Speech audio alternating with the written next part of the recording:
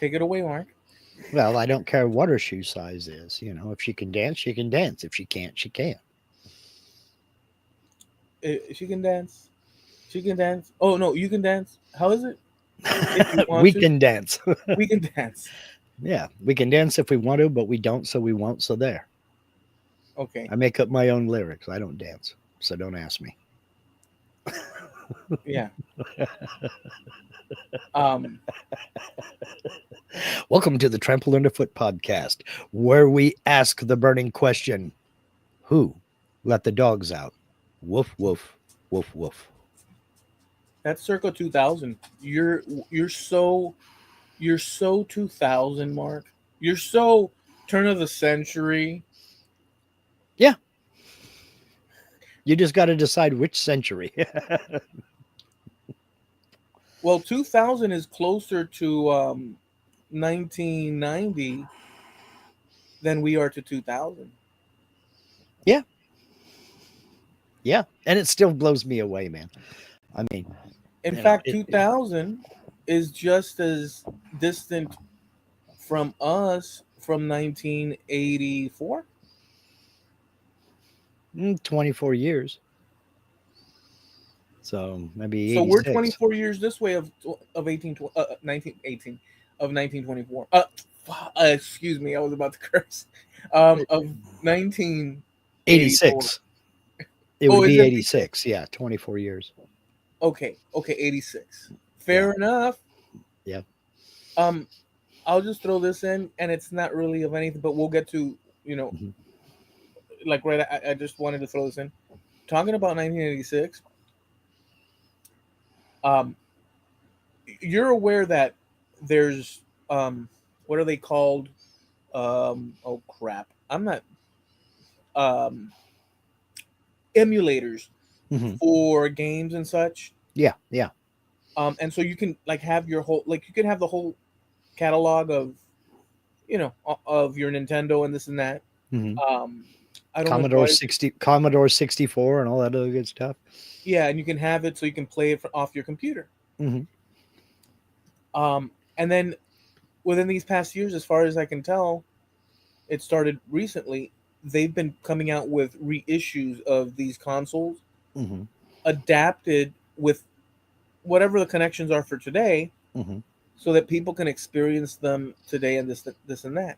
Mhm. And so they're refurbished or not. Forgive me. They're brand new issues Mhm. of, but they're smaller or they have different, and it's all digitized.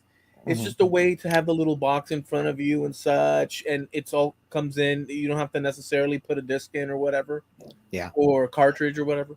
Um, I ran into this is just a little quick nothing, but I ran into one of those slide and view Facebook things, Mhm. and there's a guy somewhere in the United States that has a whole huge store with piles of refurbished, cleaned, repaired Mhm. Nintendo, I guess NES consoles Mhm. and all sorts of consoles. Like he's done the whole. I mean, he's collected. It looks like the world. Yeah. They're piled up on the floor, going up to like chest level. Mhm. And so, anyways, I just wanted to say that I thought that was amazing because there's so much of that product apparently left. Yeah. And there are a lot of people who are of our age. I mean, it's the same thing with like the Atari 2600. When it first came out, where you had the big old humongous joysticks and you're playing like Space Invaders and Asteroids and Missile Command and things like that. Defender, Yeah. And Frogger or Leap Frogger, Frogger. well, I don't know. I don't remember. Was there an Atari version of Frogger? Yeah, I there really don't was. remember. There was? Okay. I feel like there was because I remember playing it on that, but I was obviously a young kid Hmm. and I wouldn't have had any other option. I know the ColecoVision had Frogger. Yeah. Anyways, whatever. So the And point is that Pac-Man yeah, and Centipede and all the rest of those. But you can actually get those games put onto um, it's like a microcomputer. Bob from I Like to Make Stuff this has been several years ago. I mean, 5, 6, 7 years ago, he did this. He made a big freestanding arcade game, and it used a modern monitor and the whole thing, and it had a microcomputer inside that had all these games on it. Yeah. And you didn't have to put in any money or anything. You could just walk up and turn it on, and the menu would come up, and you selected which game you wanted to play, and now you're playing Pac-Man or what have you. And you're using the buttons and the controls on the machine. He really did an excellent job at it. It was a very, very cool build. And I thought at the time that would be cool to have, but I mean, looking around my house, I'm like, well, where the hell am I going to put that? Well, yeah, it's a nice for a Mm-hmm. man cave type deal. Mm-hmm. Yeah. You know, just one last thing about this 80s style things. So I found a picture,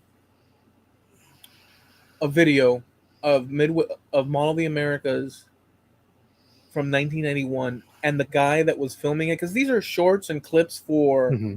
news broadcasts of the time, Yeah. and I guess they box those up and keep them.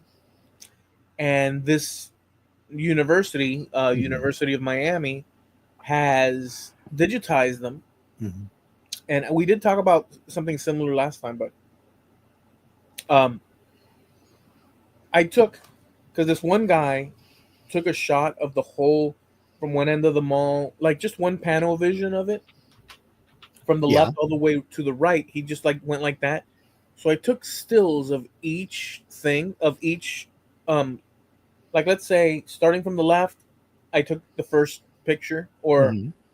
copy print screen or whatnot, and then I kept going where the two overlapped, like where the frame was, and then I took that one and I merged all three of them in Photoshop, like overlapping them with Yeah. transparency. And in some cases, like the woman's leg was still on the other side, and this and that. So I had to get rid of that and stuff. Mm-hmm. So I get it's not the instance and where the woman was taking into account all the sides, but Yeah. it's the instance of the whole. As long as the structures were the same, but the people moving were slightly edged. Mm-hmm. But I got rid of the extra two legs or whatnot and this and that, and made Mm-hmm. it nice and clean. And I posted it on my site or on my Facebook. page, yeah, Mm-hmm. like my personal page. But then I went to this Memories South Florida blah blah blah thing, and I shared it there because I assumed that people, and I've been doing a little bit more of that. I Mm-hmm. assumed that people would probably like it because they haven't seen, Mm-hmm. and sure enough, it's got like close to 200 likes, hearts, and this, that, and the Yeah. other. And I added a story along with it, Mark, where I explained, and to be brief, that this is 1991 as the mall looked. Do any of you guys remember? Mm-hmm. Back in the 80s, because, I worked there in the 90s, but I actually in the 80s would visit it. My mom worked there, and I would go with her on teachers' work days and holidays because she had to work. I wasn't going to be left alone at home. Mm-hmm. And so I'd wait for the actual main mall to open, and I'd ask for quarters. She'd hand me some quarters, and I'd rush down, and she would tell me, just come back quick. Mm-hmm. Don't go for too long. I need to know that you're okay. Mm-hmm. Something that today in this world, Yeah. back then it was like, oh sure, go ahead, son, Yeah. out into the mall, like with all the abductions and everything. Yeah. Don't go with any strangers in this and that. Okay, mom, no problem. And Yeah. I'd pay attention to that, because I mean, Yeah. but then I'd be off to Mm-hmm. explore the mall, and there was an arcade at the end, and I'd go in there. It was dark. Mm-hmm. You go in, and it was all the sounds and I'd spend my money on that. And so I wrote out that story, and people started to comment Mm-hmm. about their experiences. Yeah. And many of them worked at the mall. Oh, I worked at this place. I worked at that place. Mm-hmm. And one person said, I used to be the manager of the arcade. Mm-hmm. I was like, whoa, I struck gold here now. Because the point is that I remember the arcade, I remember how it looked, Mm-hmm. but it's a memory in my head. Yeah. So it's not quite, I can't organize it like I would. So I asked him, "Oh, could you please, if you could offer some insights just for the sake of reminiscing and such and this and that." And what was the name of the place to begin with? Because to me, it's just an arcade. Hmm. And he said, "Fun arcade and fun or arcade and things." Or I'd have to go look. Hmm. But he gave me the name, which was missing for the past 30 years from my Hmm. knowledge banks, and he told me the setup of some of the games where they were, Hmm. stationed, Hmm. the way it looked with mirrors on the top, and I remember the mirrors were slightly angled. Yeah, You walk in, you could see, and it was dark in there. And he explained a few other. He basically reconstructed, without me being pushy, because sure. what I really wanted to do was say, "Hey, dude, I appreciate it. Do you think that we can make a sketch up of how the place?" That's really what was in my mind, but I said I can't do that. Like I do have some sense of grounding, Hmm. but I wanted to. I wanted to tell him, dude, you know what?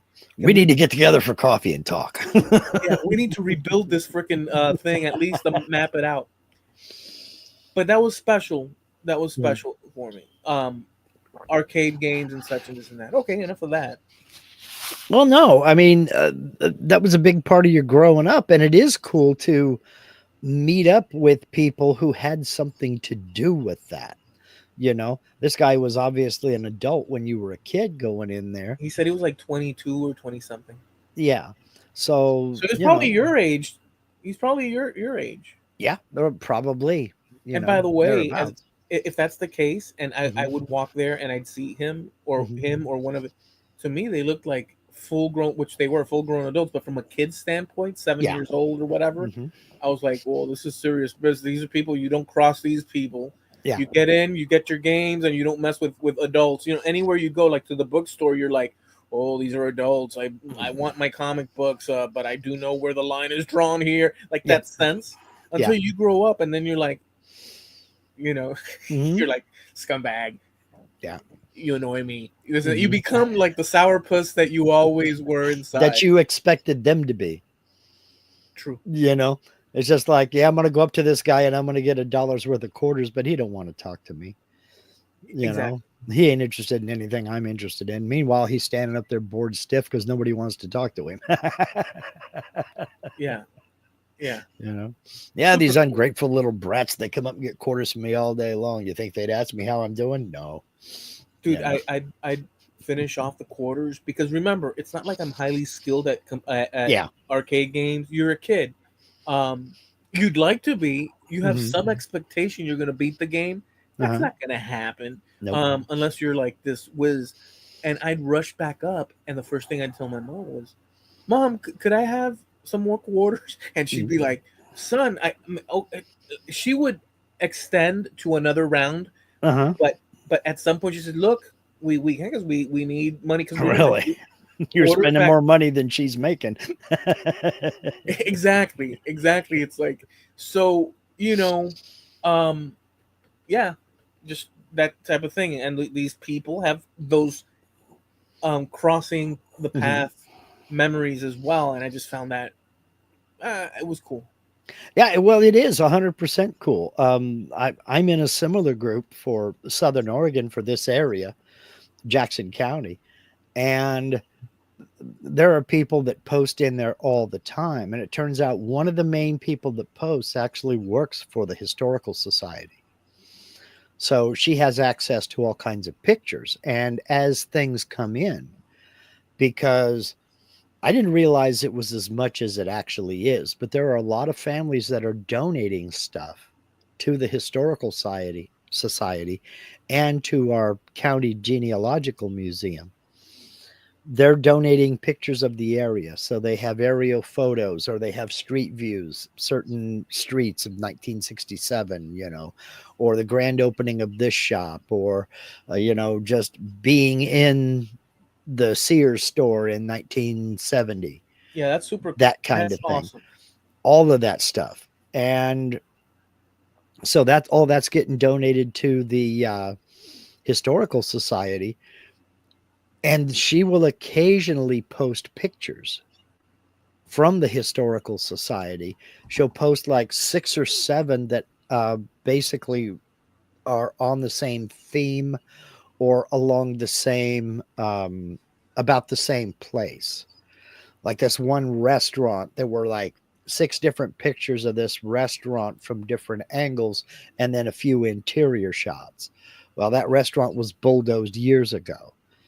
And in fact, the shopping center it was in doesn't exist anymore. They paved a road through it.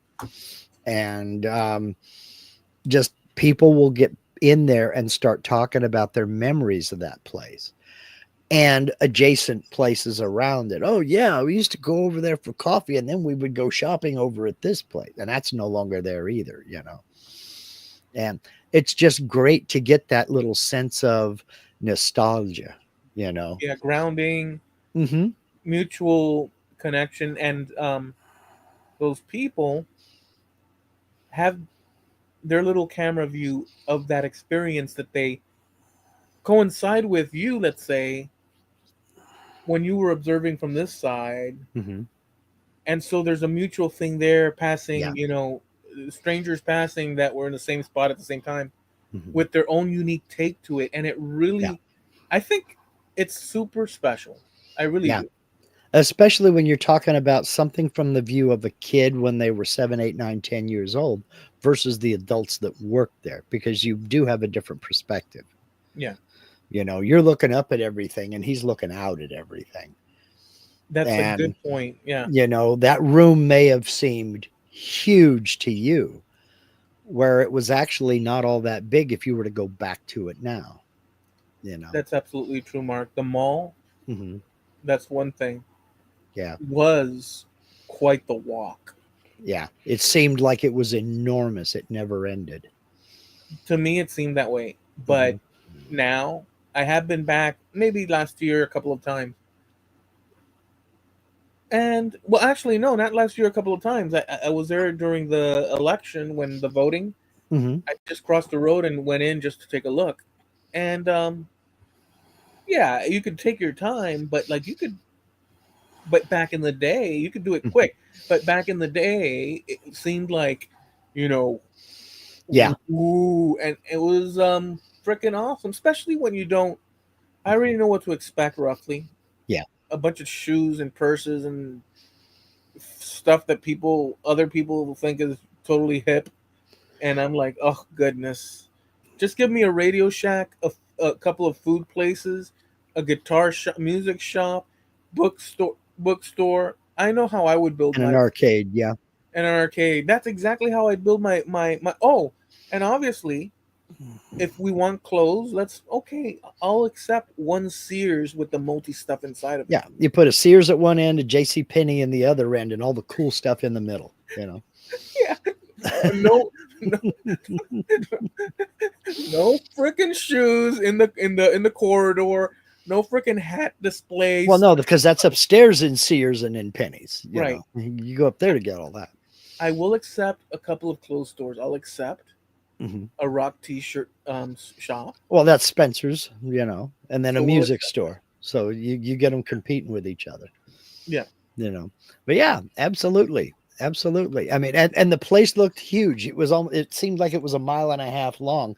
And now you can stand in one door and throw a rock and break the other door. Yeah. You know, it nothing. No, it is huge, but it's not as huge. You're just bigger, Mm-hmm. and Exactly. that means you're covering more terrain. Well, yeah, you're covering more ground with each step. I mean, you know, watch any adult holding hands with a kid walking down the sidewalk because they're taking like 18 steps to his one, you know. My uh, house seemed bigger as well too. Now that you're talking about it, oh, yeah. Jim says it's weird to think that my younger years are now considered historical instead of just in the past. Yeah, it just depends on how old we are, Jim. And for sure. I mean, when I tell people that I remember when this hospital was built, they're like, "Holy cow, you were around here then?" I'm like, "Yeah, you know, I'm so local, I'm related to myself, you know." And you know, it's it is. an incredible thing. Yeah. I'm never, it never ceases to, I guess that deer in the headlight, like pondering. Well, actually, the deers aren't probably pondering much. Mhm. I don't know how to, but that sort of fascination or that awe, Yeah. that I never cease to. It never. Anytime I think about it, honestly, Mhm. Mark, I never lose that, or so far have never lose that. I'm like, ah, yeah, whatever, the '80s. Yeah. No, the further away you get from it, you're like, wow, man. Wish I could go back. Knowing what I know now that I didn't know then, wish I could go back. Yeah. Jim says it's not like it was the Alamo or something like that. Well, remember, we got quite a few people that are a lot younger than us. So to them, it is. I mean, there are people of legal drinking age, let alone voting age, that never lived in the 1900s. You know? Yeah, voting age Mm-hmm. in positions of authority within governments across the country Yeah. That without the context, that prior context. have never lived in a world without the internet, have never lived in a world without a cell phone, have never lived in a world without a microwave oven. And they don't understand how expensive this stuff was when it first came out. I mean, you can go to Walmart now and for $50 you can pick and choose which microwave you want. But Well, wow, I mean, when they first came out, you might as well, I mean, it was half of the price of a car when they first came out. we got our first one in the '80s at some point.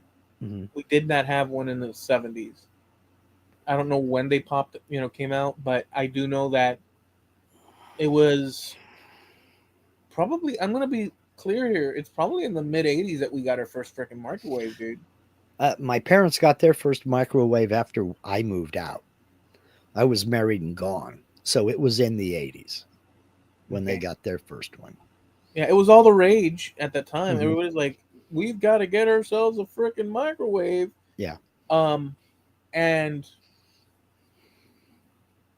that's a crazy thing to think. Hmm. One there's a lot there, dude. It's just jaw dropping the amount of time from inception to it's just it's super freaking mind blowing. I'm telling Hmm. you, and it's not today that I just got it's been actually for quite some years now, and it just leaves me shocked. I think it's incredible. I mean, when I was born, 30 years prior was the 40s. Hmm. Yeah. 30 years prior to me being born, it had just turned 1931 and the whole world was in a Great Depression. My grandfather, who was born in 1911, Hmm. would sit with me telling me of things that happened in the first decades of the 1900s Yeah. in a land far away with mountains. And I'm sitting listening to, and to me, it seemed magic. Like, oh, it seemed kind of like almost Dungeons and Dragons. Because in fact, he brought up that, look, we have an uncle priest. He passed away. He took care of us. Hmm. Um, and he was an investigator and would travel from mountainside to mountainside into the villages that go up and down and such. Hmm. And then he'd tell me about the animals and the snow and this. And I just remember I'm here with palm trees Hmm. No and I'm looking, mountains. no mountains, Hmm. and everything sounded so darn adventurous, like Indiana Yeah. Jones or something. Yeah. Because he would say, and we'd visit graves because they had insignias in the in the tombs and whatnot. Hmm. So they do all that kind of stuff, and I was like, "Wow, dude, I want to do that kind of stuff." Yeah. Well, it was similar for me. I mean, my grandfather was born in 1906, and he would tell me stories about hitching up the wagon and going into town because they couldn't afford a car, but it was the old West, is what I was hearing more about because Everything was done on horseback. I mean, you plowed, you had a mule for this and a horses for that, and everything was done manual labor. Yeah. And yeah, they had a pistol out in the fields and in the orchards. They had a sidearm with them because you never knew what was going to go on out there. But it's amazing how these things overlap, because I didn't even think about this until just a couple of weeks ago. My great great great grandfather died in 1907. My grandfather was a year old when he died. So to think that they even had a little bit of overlap, because that's two, three generations different, you know, Yeah. It's a continuation, but they direct. overlapped. Yeah. They were on different sides of the family, but you get my point. Yeah. Now, yours was in a foreign land far away. Mine was in Oklahoma, which might as well have been a foreign land. And Yeah. I had the mountains and he didn't. So Yeah. it was It just all, everything was relative, but it was that same simple bit of fascination. Well, how did you do this without electricity? Well, we would do this, that, and the other. well, he just referencing it when I was a kid and my Mhm. grandfather passed away in 91, Yeah. 92, 91 or 92. Um, by that time, I was like a teenager, 17, something Mhm. to that effect. 16, 17, more or less. Um, Probably 17 when he passed away. Um, but when I was a kid, when he was telling me the stories, Mhm. I didn't have perspective of what time meant in the area in the time frame that he was explaining what he was sharing with me. So to me, that 1911, 1920s, 1930s, all that Mhm. time frame wasn't. We'd sit and watch Laurel and Hardy and this and that on Sundays. Mhm. Tarzan came first, and then Yeah. and the reruns, and he'd be enjoying the heck out of it. And I knew that I knew that this looked old, Mhm. like it looked like, man, this is coming from the ancient pyramids of Giza. Yeah. But I knew that my grandfather was a witness to those things. That was Mhm. when he was young. That's the environment he was around. Yeah. And I was like, not really. It's not until later that you start like, wow, oh wow, oh wow. And it's a generational connection. It's an incredible thing. So we're attached Mhm. to that time frame in that way. We're just a continuation in that way.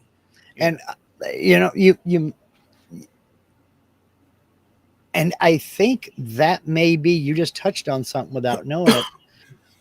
It has always been a cliche that old people just were stuck to the television. They were just glued to the television. Yeah. Well, I think that that's an extension of that, because like my grandfather, he used to tell me this stuff all the time, because I would ask him, what did you do when you didn't have television? He said, we read, we played games, we did all kinds of things to entertain ourselves in the evening.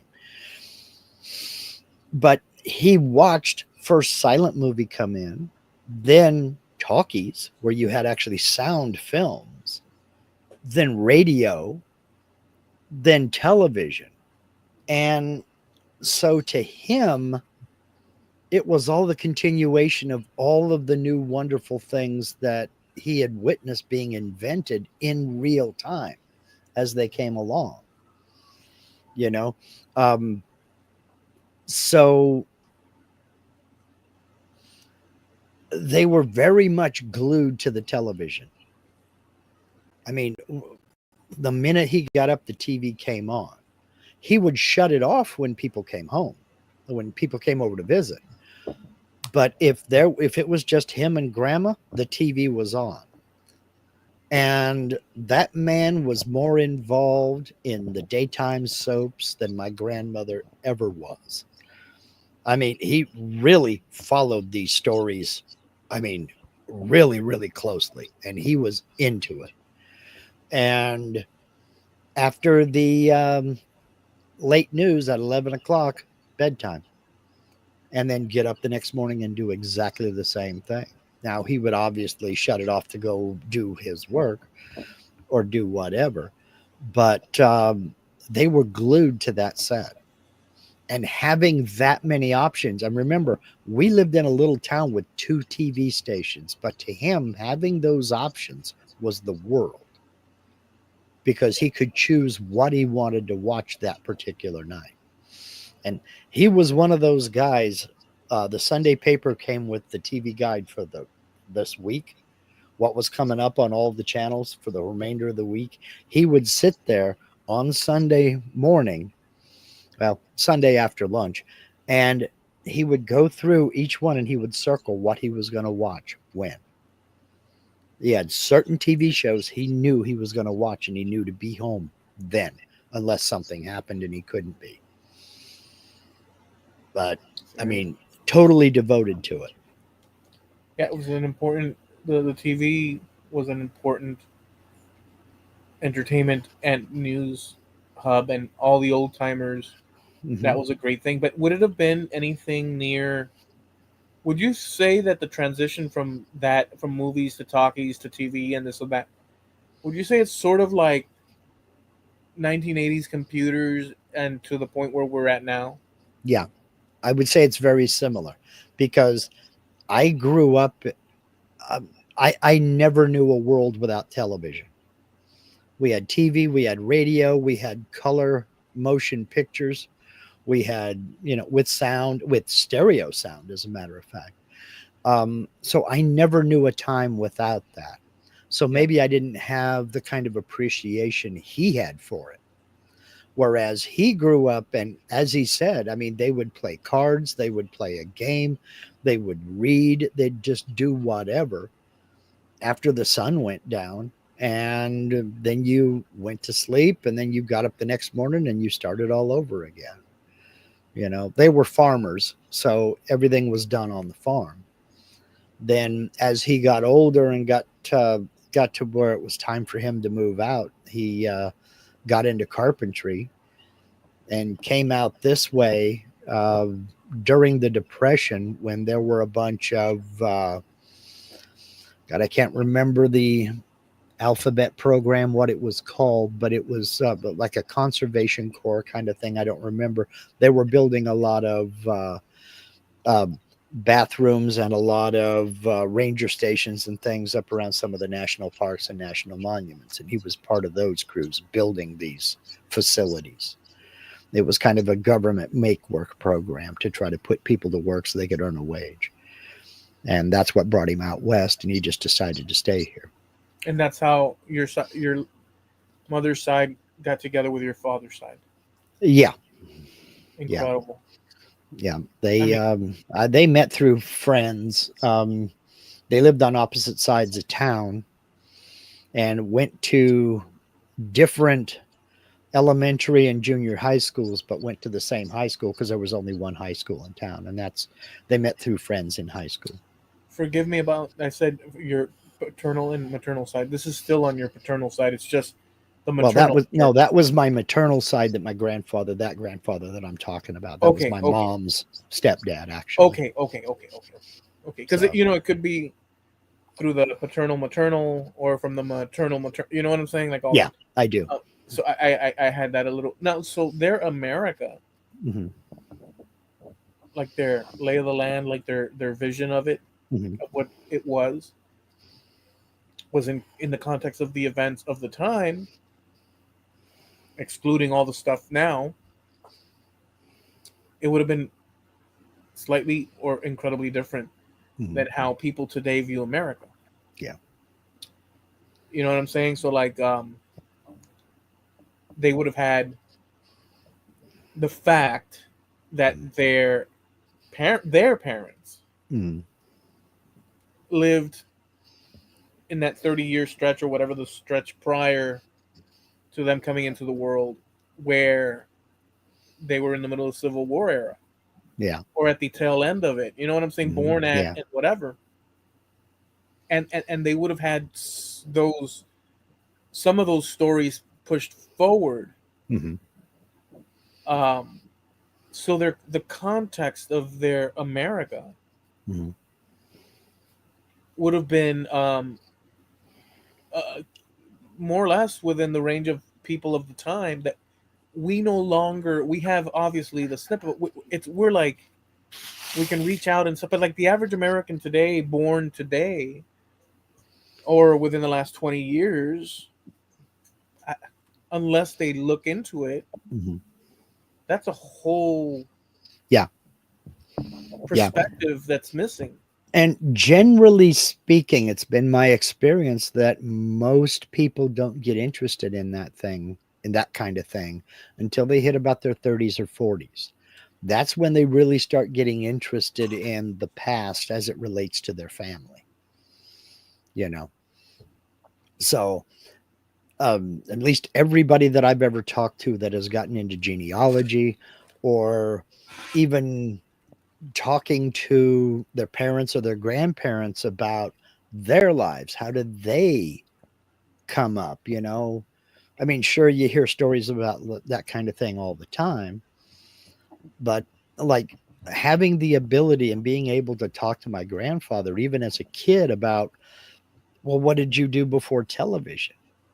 You know, I mean, you had no Saturday morning cartoons. He said, no, I had Saturday morning chores. We went out, we did this, and we did that, we did the other. And then on Sundays, we went to church. And then when we got home, it was a big dinner. And Sunday was a day of rest. But then there were still certain things you had to do. Cows still need to be milked, eggs still need to be gathered. So you had to do all that stuff before you went to church. And then Monday, you get into planting or plowing or harvesting or whatever. There's always something to do, you know. So, To juxtapose that mhm, experience, my direct ancestors would not have had the same perception of America as yours yeah, because they were looking from the outside, yeah, coming here yeah, from my parents going back. right. So, from the perspective of them, there's this notion of what happened in the early part of the 1900s, which was, or turn of the century, those years, Hmm. where um, I think it was Roosevelt that went and with the Rough Riders Yeah, and Teddy Roosevelt. Yeah. took the island, and so that created the independence of Cuba, which Cubans were quite fond of until recent events, or half a century old events now. But so they, in general, would have had a from outside looking towards the United States a favorable view of it. I mean, I can uh, I don't know what the word would be. I can speak for that. I can speak for that. According to how they spoke, you know, due to the historical context of all that.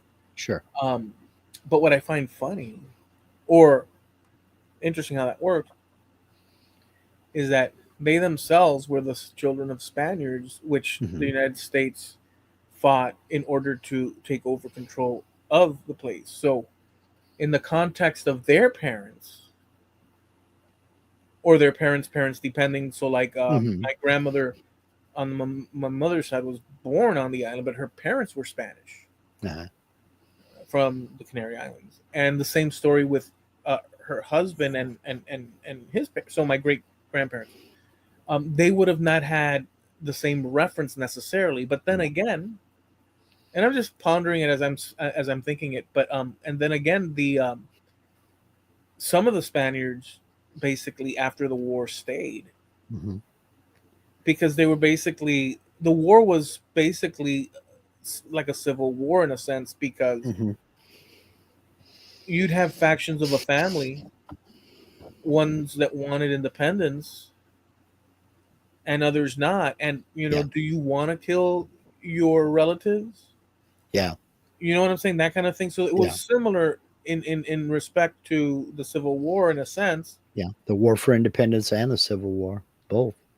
Well, yeah, there was all that. So it's a little Hmm. bit hazy, but I can tell you that the perspective would have been like that. So the American from inside perspective, Mhm. I can speak to from the first generation side, but there's a context to that in Miami Well, with there's a that. lot of context to that because to you and me, for instance, that's all we've ever known.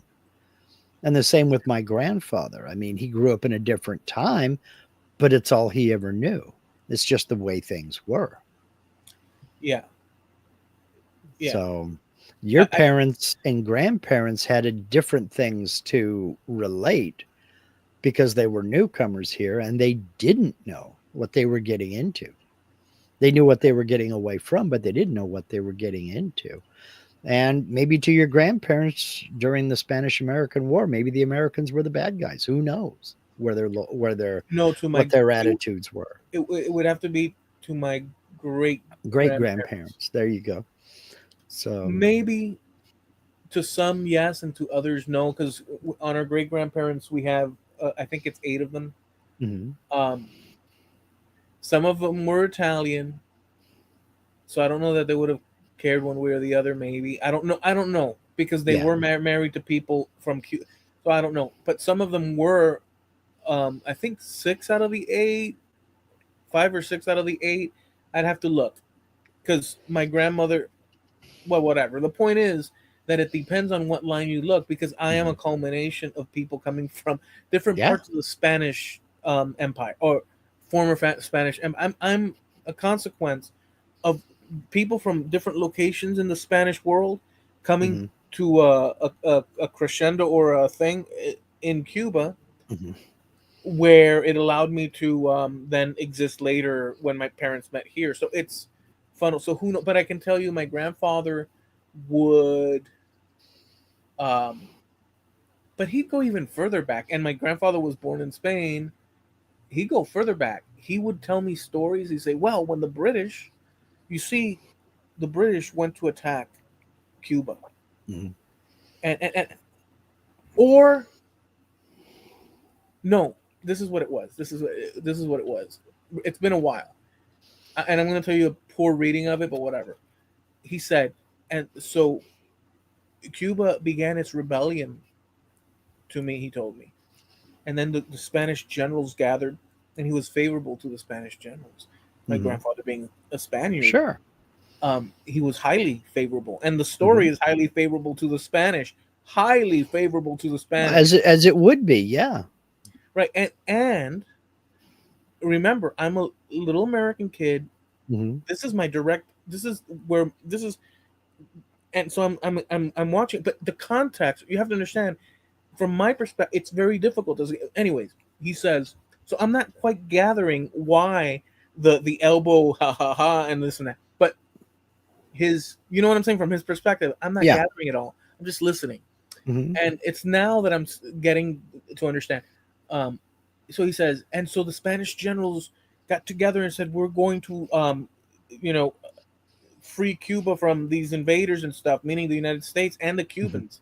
mhm, And he says, so the Spanish generals opened the map as they were on the ship on their way, and then the general pointed and he says, and this is where we're headed. And he pressed his hand on top of Cuba, and all the other, colonels and such, they all leaned in mhm. and like they didn't know what he was pointing to because Cuba is so small that his Mm, finger was covered it.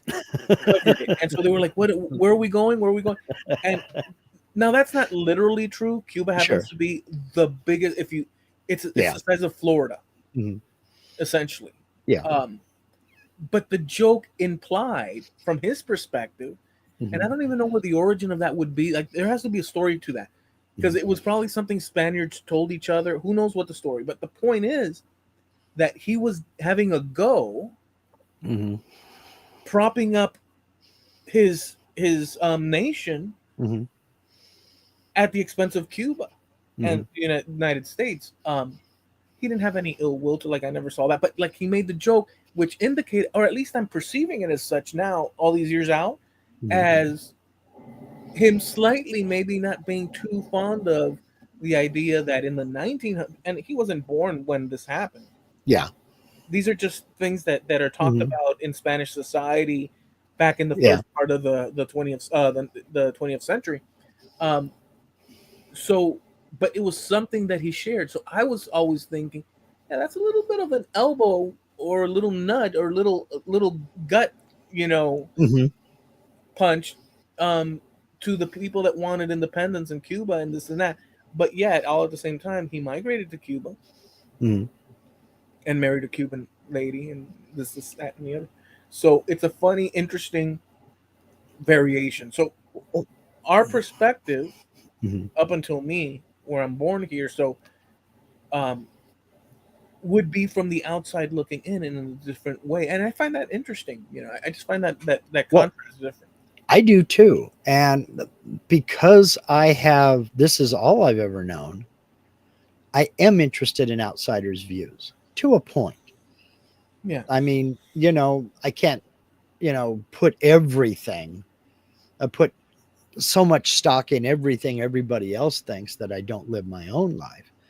But I am always interested in how other people see us and how they see our society. And I do know that we mystify most uh, Europeans anyway. They just they don't understand us. They don't Oh, get it. They don't, you know, yeah. There's I mean, something going on there well, that's there kind of are certain things that they, even a lot of the younger people, they find it weird that most of us don't have passports, because they can't imagine life without a passport. And what they don't realize is we have less of a need for a passport because, well, how many people do you know that have visited all 50 states? The not many. the only people that I know that visited all 50 states, to include Alaska and Hawaii, were my grandparents on my mother's side. But That's they took about a 9-month road trip and just put the camper on the truck and just drove. there's Kansas, there's Oklahoma, Well, because they had both lived in Kansas and Oklahoma and Texas and Louisiana at various times, but neither one had been to Montana or Wyoming or Colorado. So, I mean, they just went and they went all over the place. He would telling me stories about how they wouldn't let him drive his pickup and camper through the Holland Tunnel with the propane tank mounted on the back of the camper. He had to take it off and put it in the truck. You where's the know, Holland Tunnel? Is that New in York? New York City, yeah. So, I mean, just all kinds of things like that. And, but there is so much to see and do here. And then we can talk about going into Canada because I've been to 3 provinces in Canada: British Columbia, then back in the day when they were separate, Newfoundland and New Brunswick. And um, beautiful country, gorgeous country. But there is so many things I have yet to see here that, well, to take a to jump on a train where we lived in Germany and go to Switzerland, you were there in 4 hours. You did need a passport, to cross the border and everything. And from there to Paris, Paris was a 6-hour drive from our house. Yeah, it's Amsterdam very was low. about 7 hours. It's very Right. close together. So it's just that I think more Europeans don't understand that about the US, you know, that we can go to the Grand Canyon and spend quite a bit of time in the Grand Canyon, or I could go to Miami. And it's as different from where I am right now as it is from, say, Paris is to Madrid. Yeah. It's completely different. The main difference is we have a common language here. We all speak with regional accents and we all have different regional terms for different things, but we do have one common language. But I think folks over there forget just how big this country is, that most people here just don't feel the need for a passport because It never very comes up. few. Well, and very few people can afford to travel to Europe because it is expensive. I remember when I've told you this before, but when I was in California, um, I so the lady I was with said, "Let's go down to Mexico." And I said, "Okay, cool," and stuff, and we'll spend the weekend there, and this, and we got in her car and drove Hmm. and crossed San Diego, like past San Diego and into Tijuana. Hmm. And I've told you before, but it's so crazy. Um, I'm we're in the American side, Hmm. and it's deserty. Hmm. It's as you're driving, Hmm. but you're looking at the buildings, the few that are this and that, and you're like, but then you cross, Hmm. and it seems like 10 or 15 bombs exploded in midair. Yeah. If I felt like I was like in Sarajevo or something like that, Hmm. Kosovo, Yeah. and it's like, what the hell? But before I got to that, this is what I wanted to say. So before I got that, there's a section, or maybe it was after, I forget. There's a section where let's take the route through the mountains. She said, so you can see that. Hmm. And honestly, Gosh. it looked more like the old west than the American side. Yeah. At least the old west in movies. Hmm. Once you get into Mexico, at least from what I saw, Hmm. um, it looked really like the old west. Like it was like whole like when I crossed, I was like, whoa. Hmm. This looks is freaking John Wayne gonna stick his head out somewhere? And then she stopped and Hmm. she said, "Oh no, check this out." She we saw we're driving and in the mountains, in the middle of freaking nowhere, for miles, Mark, Hmm. we see a little cart on the side of the road. There's freaking nothing. An old lady Hmm. with a lotte cart. Hmm. Oh, elotes, yeah. And by the way, I had to go to California to even know what a lotte is Hmm. because that doesn't exist here. Corn on the cob exists here, Hmm.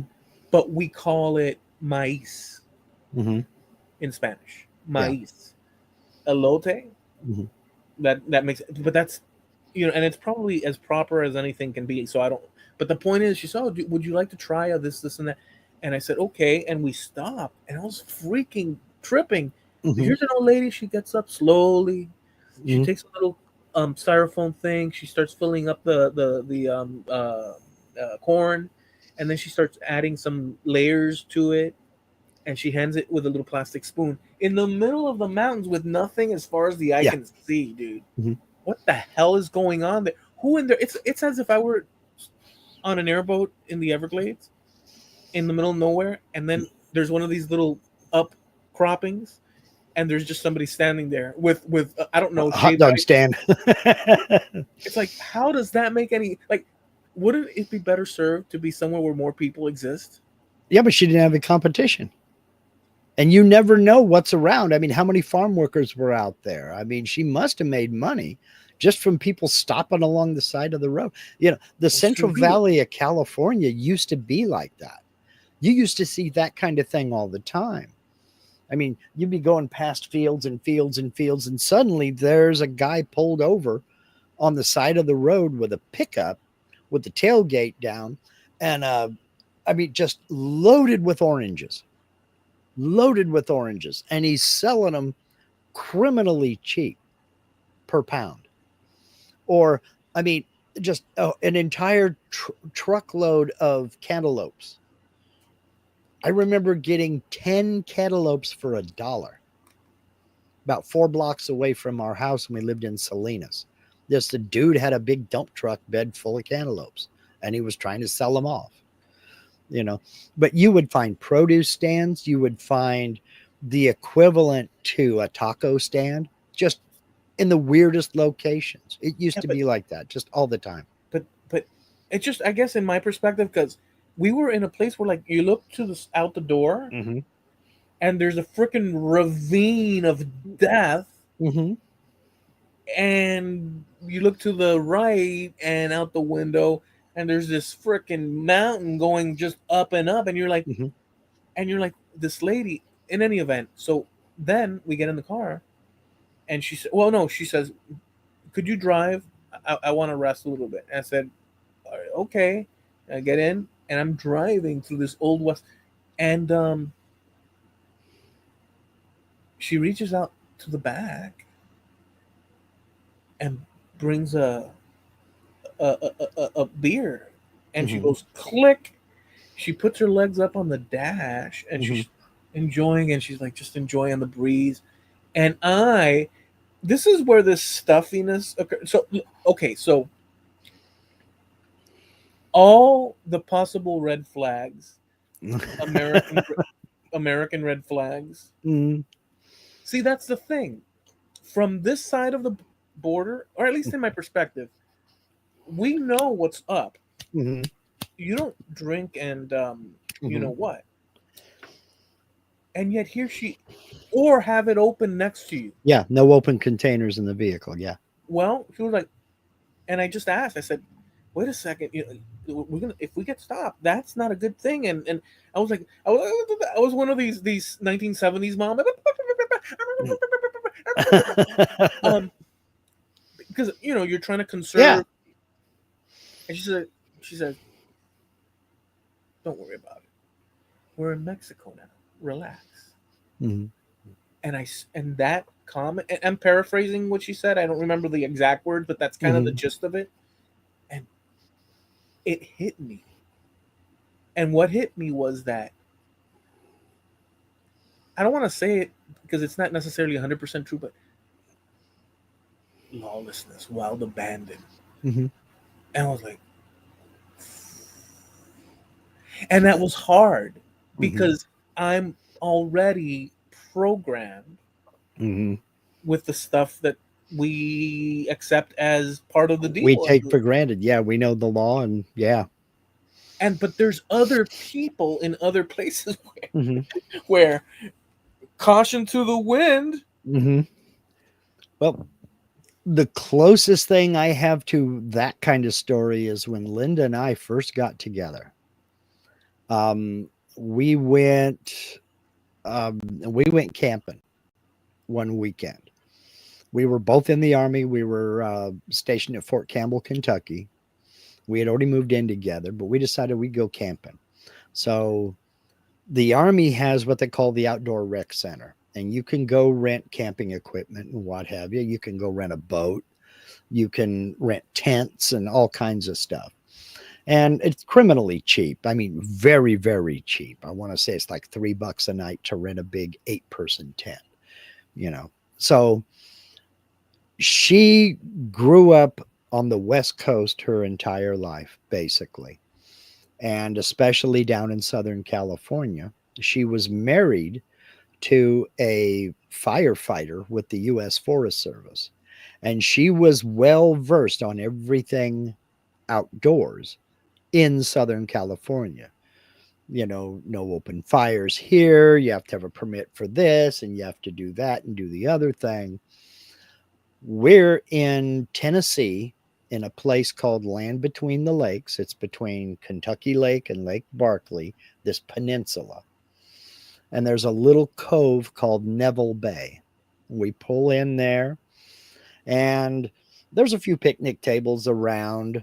There's no hookups or anything for camping, but I've been there long enough. I know the laws, the local laws. Everything's good.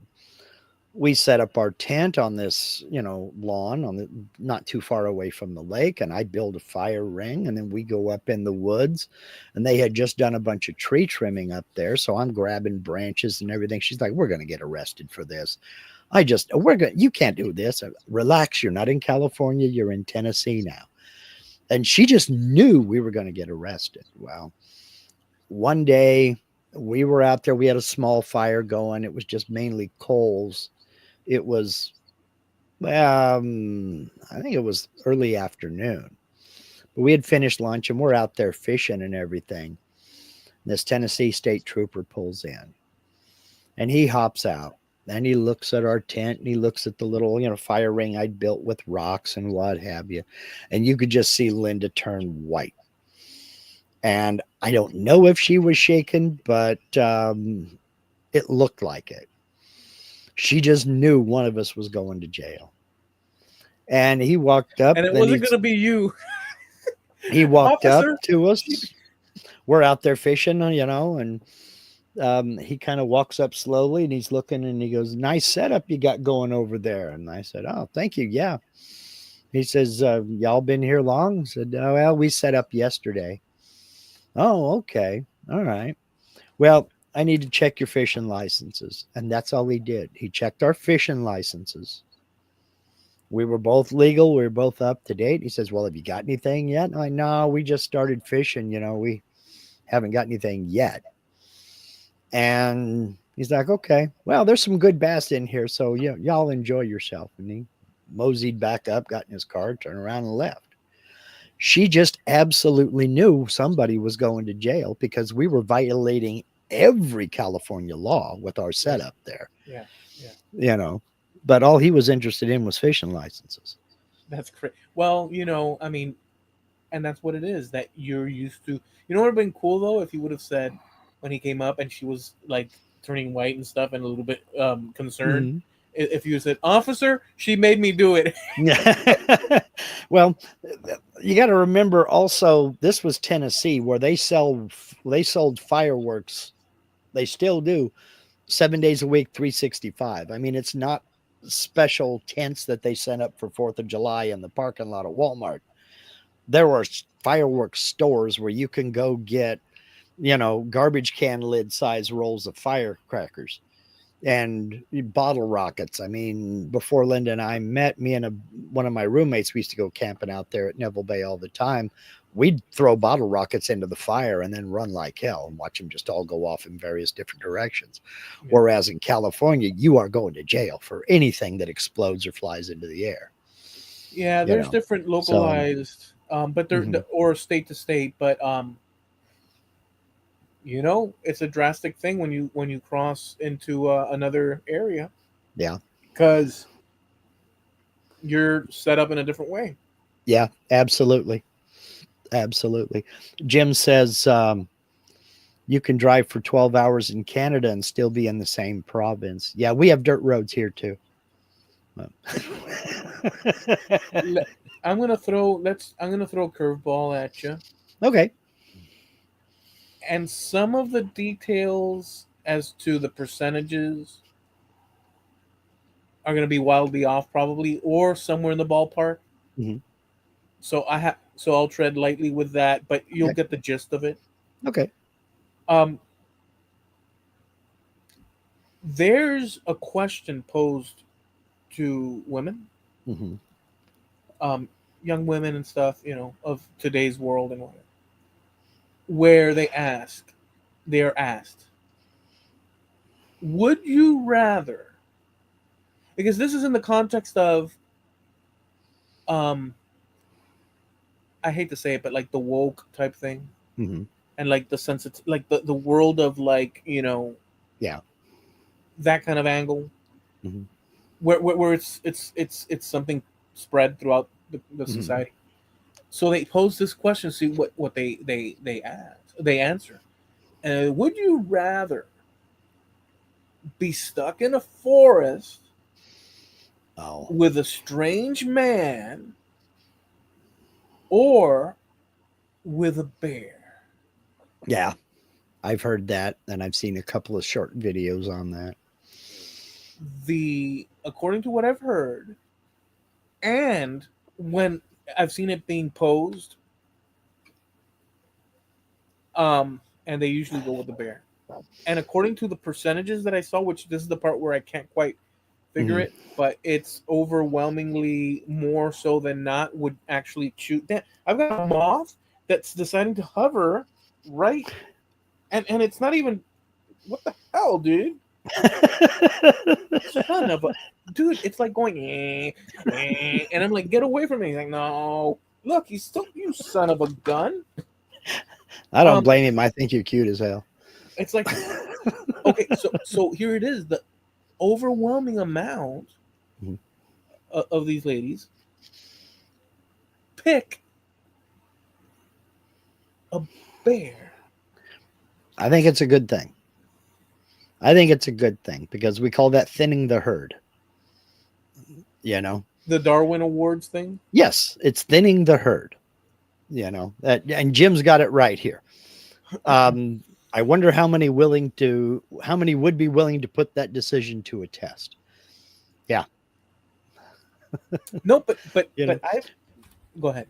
I blame us. I blame parents and the school system mainly because we have Disneyfied and romanticized everything about nature to where people think wolves are beautiful and people think bears are cuddly creatures. They're going to just, let you sit in their lap and pet your head and things like that, you know, and that just isn't real life. Bears are not considered apex predators, but the worst place you can be is between a mother bear and her cub.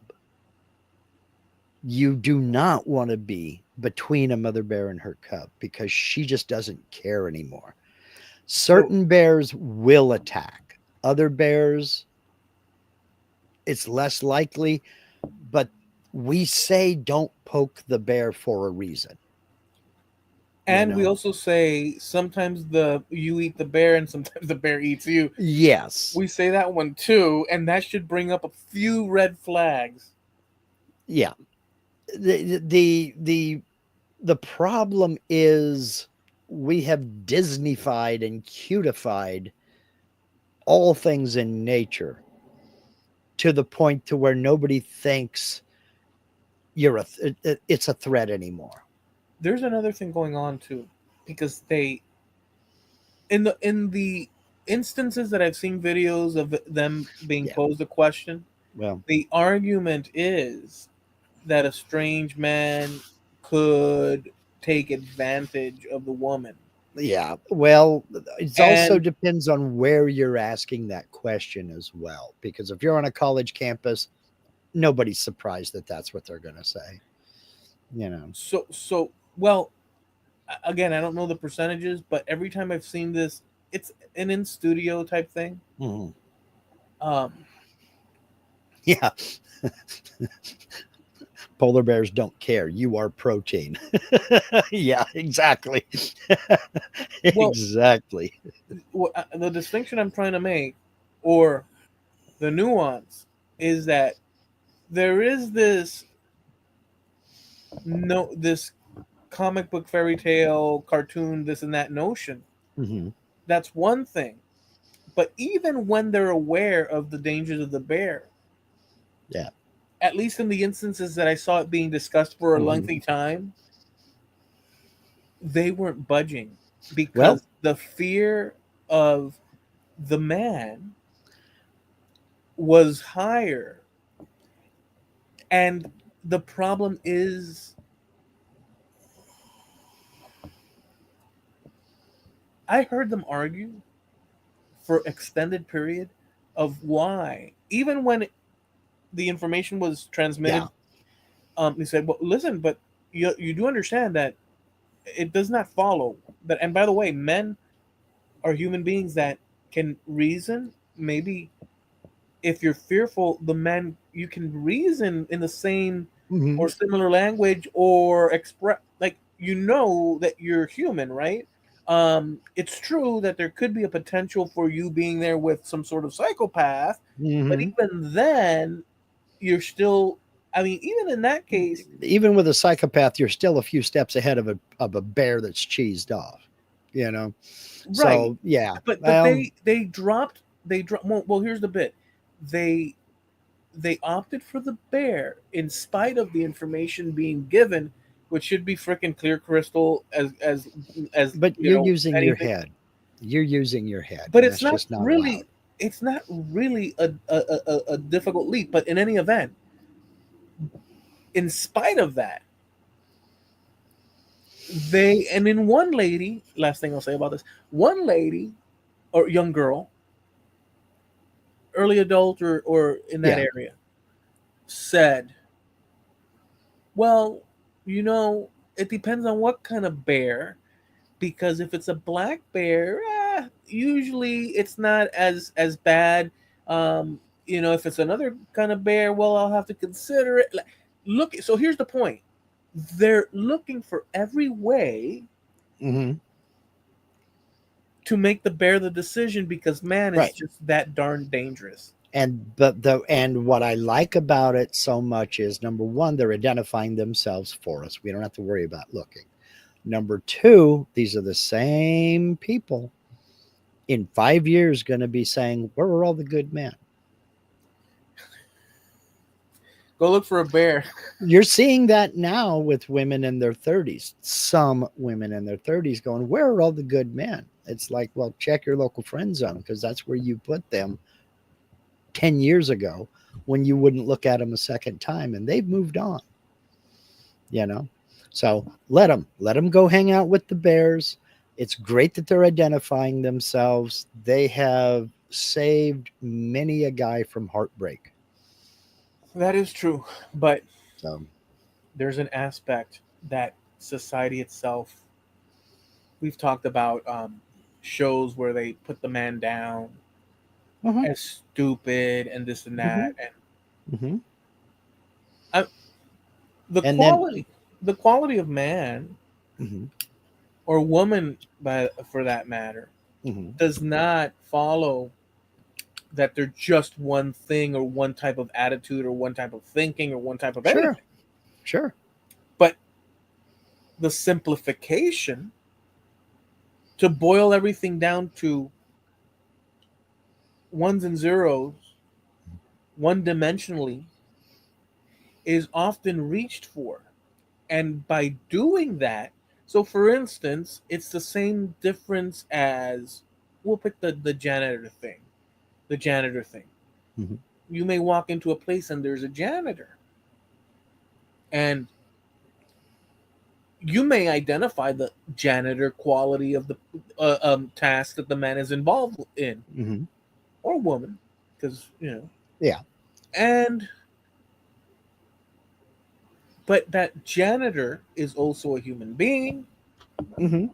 That janitor is also a person that gets hungry, that is Mhm. working for a living, that has A family to ideas, support the whole thing. Yeah. and so the value assessment Mhm. should be taken into consideration. But what these ladies are doing is they're looking at a quality or a category man, Mhm. and they're bulk attributing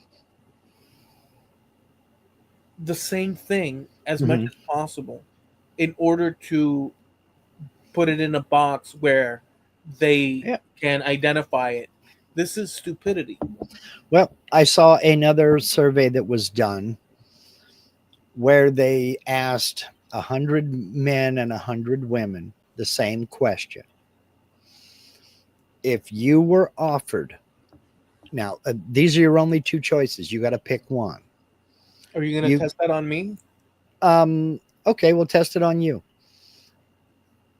You are offered two choices. You can either A, take a unpaid internship that is a high status position with a high status firm, a high status company for 1 year, or you can with no promise for rehire, no promise for a paid appointment later on, nothing. It's For the one first year. choice? Yes, for the first choice. Well, both of them are both of them are this part. You have no promise of extending that contract beyond a year. You have no promise of moving up. You have no promise of anything. You're going to go in, you're going to do the 1 year internship, unpaid, and then at the end of that year, it's over with. But it is a high status internship with a high status employer. Or you can work in the sewers for $100,000 a year for 1 year contract with no promise of future employment, no promise of any promotion or extension. Which would you take? The sewer. Okay. Why is that? Because one, how is it? One in the bag is, what's the saying? Bird in the Two, hand is worth two in the bush. yeah. Yeah. Okay. And that's why. Okay. Um, this delaying gratification is okay, Hmm. but you qualified it with saying that there's no reasonable expectation that you'd be kept on for Hmm. pay or this or that. So Yeah. you're getting the pay in the one job and not in the other. I'd go with the sewer thing. Okay. Overwhelmingly, the men said that, and it was roughly 80%. About 20% of men said they would take the internship because that, although there is no promise of any kind of advancement, there's no promise of keeping you on or anything else, you get, there's the possibility of opening opportunities just by being there. Right. Okay. So about 20% of men said they would go for that internship. And it was just the opposite with women. There were like 6 women who said they would work in the sewers for a year to get that 100,000 a year. And the rest of them said they would take that internship because they weren't working in no sewer. Right. So we do think differently. We do act differently. But when you start getting into rationality, preferring to be out in the woods with a bear over a strange man, because let's let's turn that around just a little bit. Does that strange man need to be worried about you? Yeah, he does actually. Does the bear have to be worried about you? You know, No. Well, maybe so yes. it depends. It's A 6 of one, bear, half a dozen of the other. if a bear knew any better, forgive you me, even though he can Well, overpower a human being. then that one woman is right. It depends on the bear. But even a 600-pound black bear that's friendly as heck has its limits. And they don't have to be angry to mush you into little bitty pancakes either. No. you know. Um, Going to that women finding in their 30s that, oh, are all the good men in this and that. Hmm. It sort of then could be expanded to this whole population decline that is being talked about in current day. Yeah. Um, And it does have something to do with it, but I'm not going to blame the women for this no, I'm not because, going in that. yeah, women control access to, let's just say it like it is. Women control access to sex, but men control access to relationships Tang. because the minute he says no, there is no relationship. You know. Okay, so I wasn't. Let me. So, population decline and such. Hmm. Where in the future, people that do the services that people that retire in the Hmm. future, or even not retire, Hmm. just broadly throughout society, will not be filled Hmm. to include the military, Hmm. a whole host of things. Yeah. And if you have another society that does have the numbers, they have the advantage economically, militarily, and all sorts of things. You can make the argument that, well, all we need is one button against Hmm. the human flesh, but the problem is that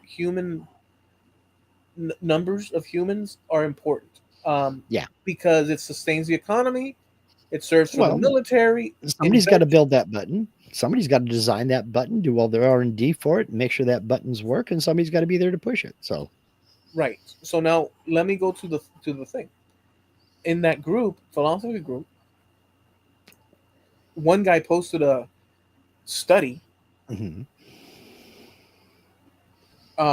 which has a name, where they took rats Mhm. and they put the rats in what he framed, or the study framed, as a utopian environment. Mhm. And people had all sorts of problems with the word utopian and this and that. And I asked him, I said, do you mean by utopian? It was obvious, by the way, but people take issue, and I understand why. Because utopian, in my mind, the first thing that I go to is some sort of beautiful, pleasant, perfect. Mhm. We're Everything all is provided and always in plenty, and yeah. exactly, and that's actually the point. That but what he meant by utopian is only the basic necessities of life: Mhm. shelter, food, water, and so on, Mhm. reproduction ability. All Mhm. these basic things were provided the rats Mhm. in a utopian level. Mhm. And they did the experiment for I don't know how many years. I don't know what the story was, but their society collapsed. Mhm. And so he's arguing that, like the rats, the reason our population numbers are tanking is because, and this is where people felt rubbed raw and Mhm. wrong about it, that we live in a utopian society. And I understood right away he's not meaning, because then I typed and I said, "Are Mhm. you meaning such and such and such and such?" I fished around in the beginning. At first, I gave a laundry list of situations in the past where, like the plague, society Mhm. collapsed. It didn't collapse, but the numbers were reduced, but the numbers came Mhm. back. Yeah. All it takes is two to tango, and if you got Mhm. four, all Right. it takes is four to tango, and if you got a bushel, you Yeah. know, and Right. that'll just produce more people across time.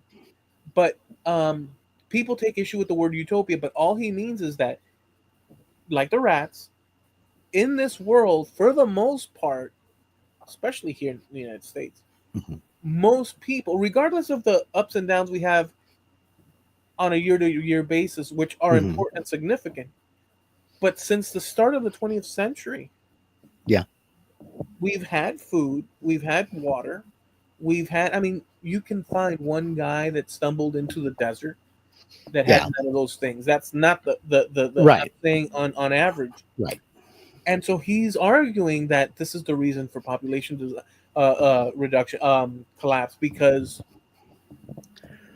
birth numbers and rates, because we have those needs, and man needs, humans need to hunt. They need to struggle. They're meant to be in small. This is his argument. Meant to be in small groupings, Mhm. not big metropolises. And so, enough with that. That's what he argued. What say you? I say that the reasons are manyfold. There may be some element of that, but I think a good percentage of it is economic. There is more emphasis and more pressure on women to work these days than there's ever been. I gave that argument as well. And while some of it is voluntary, some women just don't want to settle down and have a family. Perfectly reasonable. I mean, to each their own. What you're finding is more and more men don't want to settle down and have a family. And that is a big topic in some of these videos that I'm seeing about studies on this issue, is that they're finding that the percentage of men under the age of 30 who are looking for a relationship is really plummeting at what some consider to be an alarming rate. Men are just more likely to not want a relationship now than they have been in the past. And I don't know what's driving that. I really don't. I don't know. I'm not a part of that generation, so I don't know what drives people of that generation. I don't know, is it a sense of economics? Is it a sense of futility? If you ask them, a lot of them will say, we've seen marriage, we've seen the numbers, we don't relish the idea of working our tails off for half of our life, then losing most of it in a divorce. We don't want to become another statistic.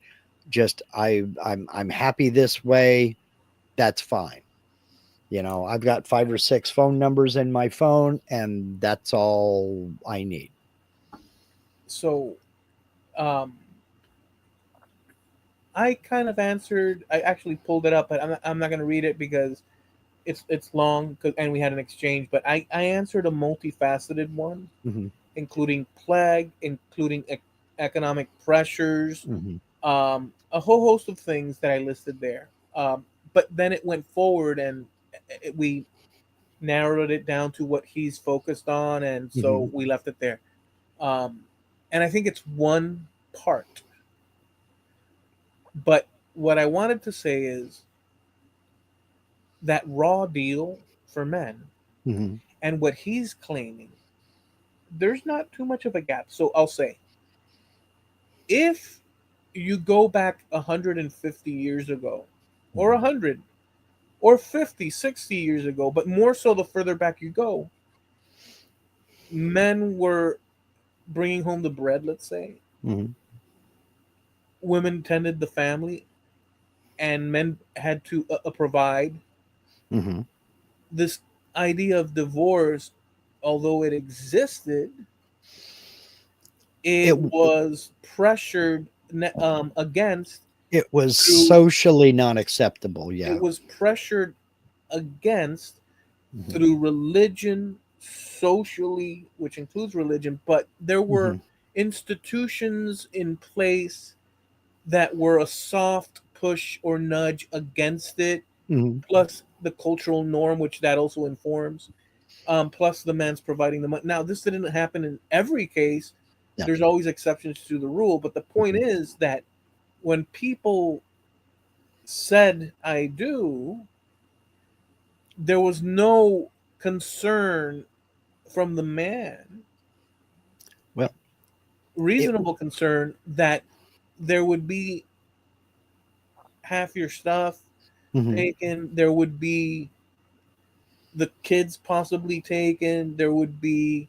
Now, that's not to exclude whatever the numbers might have been of violence towards their partner, Yeah. Yeah. Um, and ill treatment but in the amounts that existed. But you're getting my and point. I do get your point, and that's part of it because it used to be harder to get a divorce. It was difficult. You had to show cause. Now you don't. Now it's no fault, basically. Yeah, we don't want to be married anymore. Okay, now we just go into dividing up the assets. Who gets what?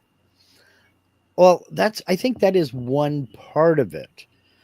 But this is worldwide. People are just having fewer kids. When you and I were growing up, big families were kind of on their way out, but they were pretty common. It was common for me. One of my best friends, he had 3 sisters and 4 brothers. So there was 8 kids in that family. Um, there were just me and my brother, and we were kind of outside the norm of just 2 kids in the family. All of our friends had 2 or 3, well, 3, 4, or 5 kids. Well, that's pretty rare now. There are a lot of families out there with one child, maybe two. And then one of them or the other will go get the big snip, and then there's no more kids coming in that family. Right. And even that was a little bit more difficult to get than it is today. I remember when my ex wife, after our second was born, she went to go get a tubal ligation done. And I mean, it was about a 2-month process because they had to talk to 2 or 3 different doctors, we had to get referrals from one doctor to another. And all of them asked us, it was like an interview. It was worse than a job interview. And it was to make sure this is what you really, really want as opposed to just, are you being coerced into this? Is this his wishes and not yours? Or are you sure you want to do this? Because this is permanent. We can't reverse this. You got to remember, this is back in 1982 that we're talking about.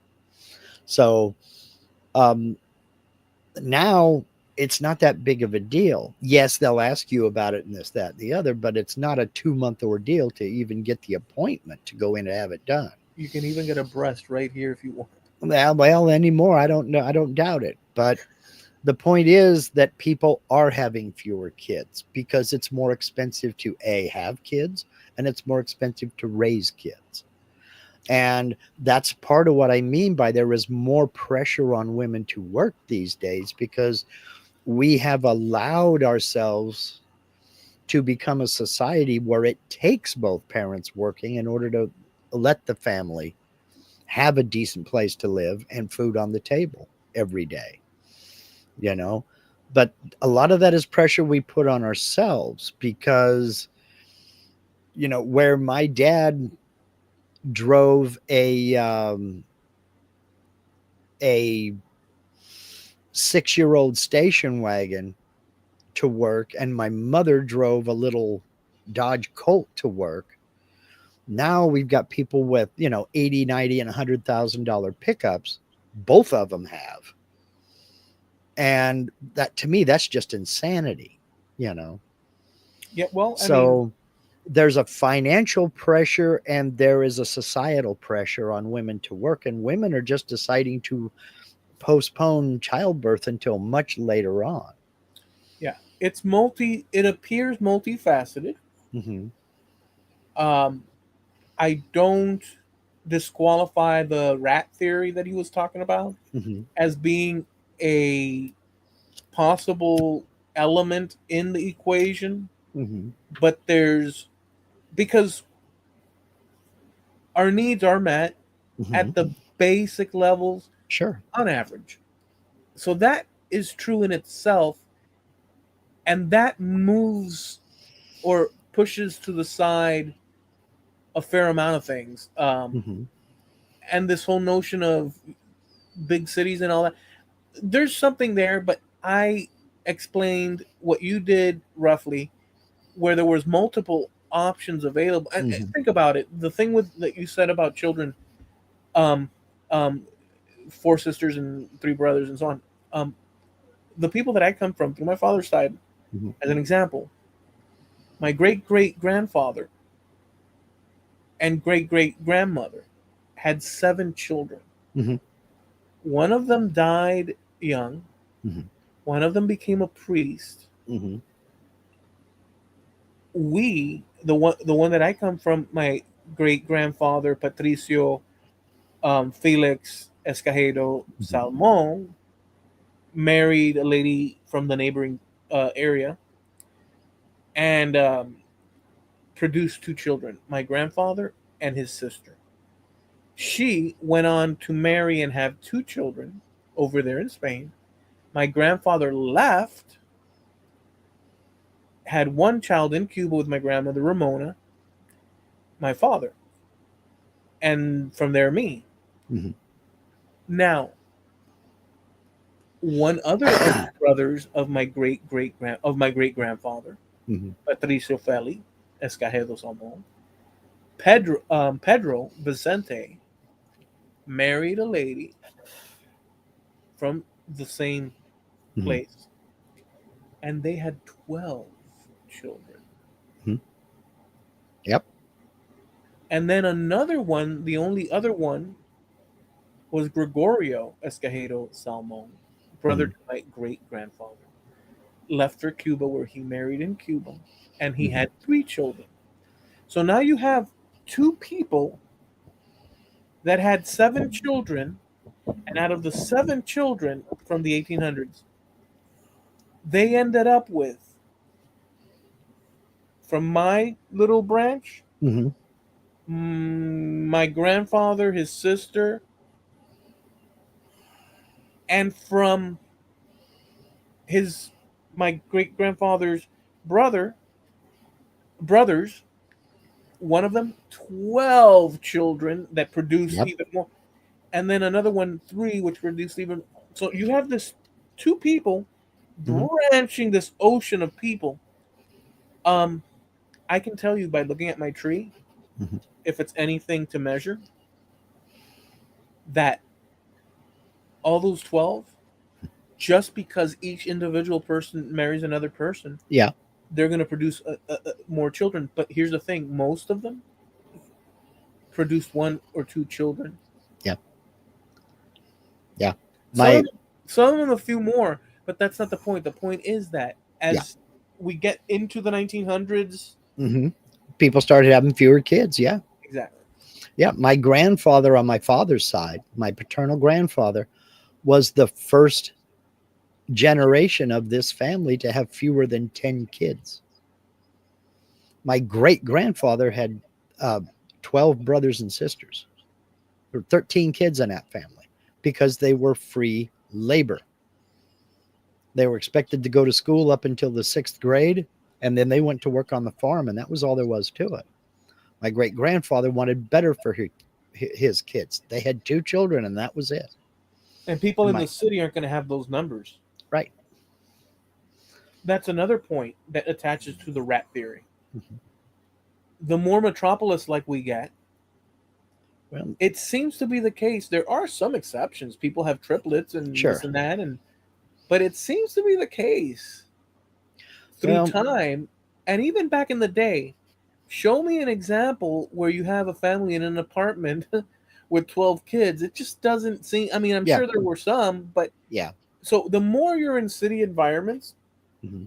an argument can be made that you have less kids, which goes to his argument, which I don't credit as the whole reason, like you're explaining as well. Mhm. But I think that there's something important to do with that. There's multi things Yeah, happening there's a there. whole bunch of different reasons. And then you also have to factor in personal choice.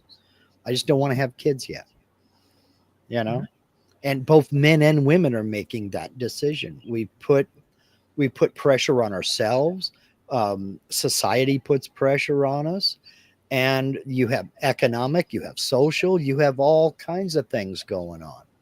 Women are under a time crunch because it's a cliche to say it, the biological clock is ticking, whereas a man basically doesn't have one, you know. So the pressure is on women to have their lives figured out before a certain age, but the pressure is on men as well to get to that point. You have to have your life figured out, and you have to be established before you can even consider getting married, Then there's the and economic getting a angle family. Yeah. then there's the so anyways, long story short, um, the rat thing was interesting as heck, and Well, it was interesting because many reasons because we discussed it now, but I liked the fact that some people were denying, or better said, rejecting the use of the word utopian yeah. in that it creates in the mind one definition, Hmm. and we do, and it's reasonable because people go to the definitions that they think, but in context, what he was saying is food, water, shelter, this, that, and the other. Hmm. All that's provided. Yeah. Yeah, so I thought that that was an interesting angle too, Well, but whatever. I take issue with using animals as a social experiment and comparing it to humans because there are too many things missing. Most animals live off of instinct. Some of them can show human traits. Some of them are very social animals. Some are very solitary animals. We know that. But you also have too many things that come along with being human that you just don't find in most of these other animals that they study. Well, yeah, we have a pretty advanced form of Well, communication in terms of well, abstracting ideas but and just our personalities and free choice. We can be altruistic if we want to. We can decide we've had enough and give the excess to someone who doesn't have as much. we can decide to work to benefit others, where most animals would never consider that unless it's their own offspring. Didn't I? Are We, you rewording what I was just? Go ahead. I don't know, is that what you were, is that where you were going? I was like saying Okay. that. No, but Okay. it's fine because it's valid just the same, or I think it's valid just the same to be reworded the way you have. Go ahead. Go ahead. But then we could also decide we just want to move. And where the rats in that place can't, we can just decide we can relocate. There is nothing stopping anybody except for roadblocks we put in our way You can from list, but but leaving, you know. but let's be clear on something. It's easy to list Mhm. all the things that are different between us and rats. Right. Which is why I have a problem with trying to compare that society to one that we may create.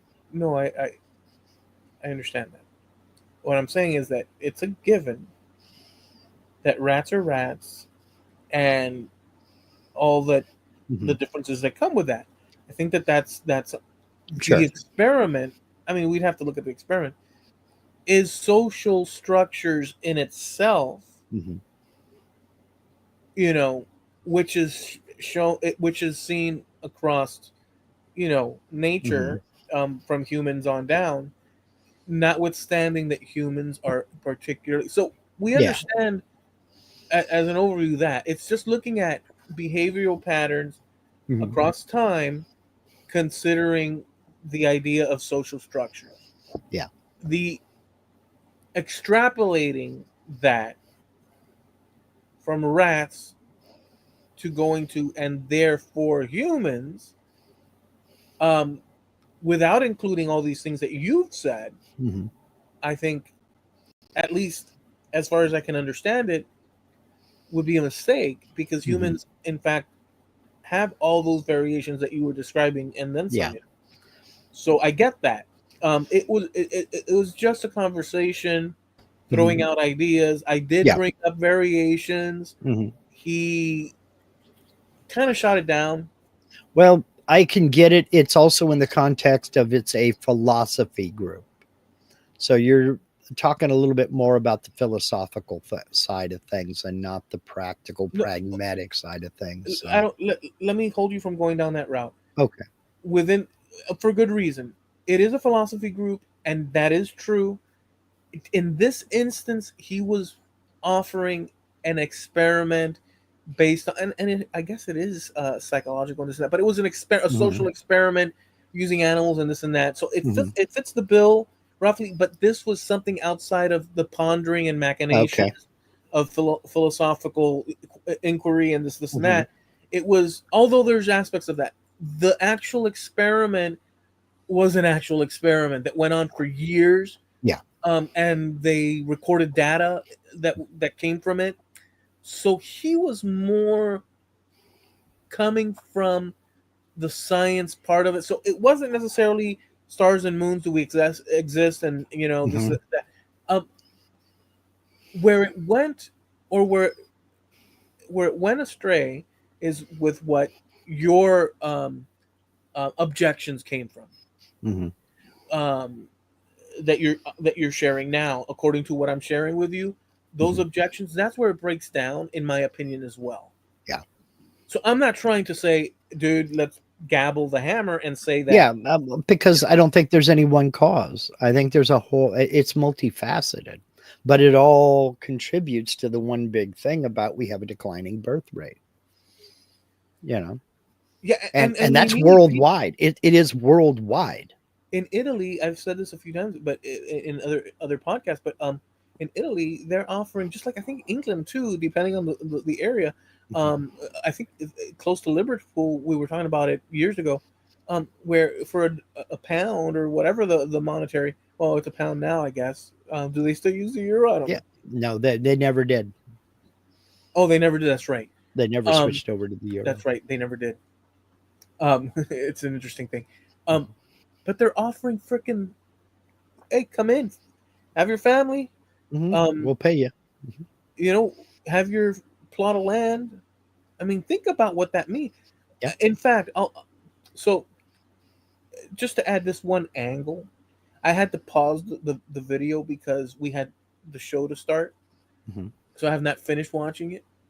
But I have to tell you this: Spain has villages that are in the mountains and stuff that are Hmm. completely or almost Empty. completely empty Yeah. because people have come down from the mountains, headed for the big cities, Hmm. and why?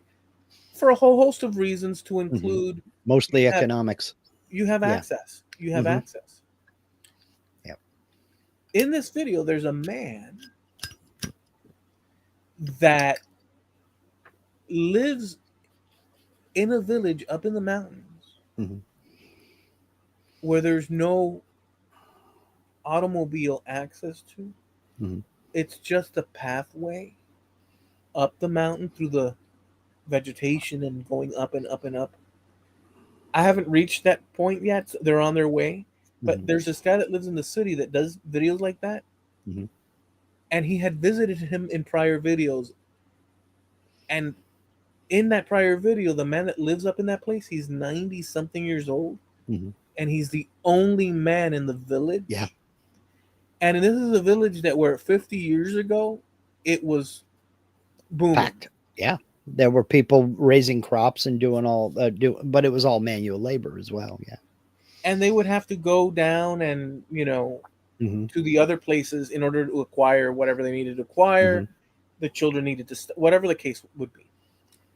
Um, so he's traveling up it, but he in the city says, "Look, in this episode, the last time, the man up in the village, he said that he had a family member that he only remembered from when he was a kid, and it would be great for him to see him.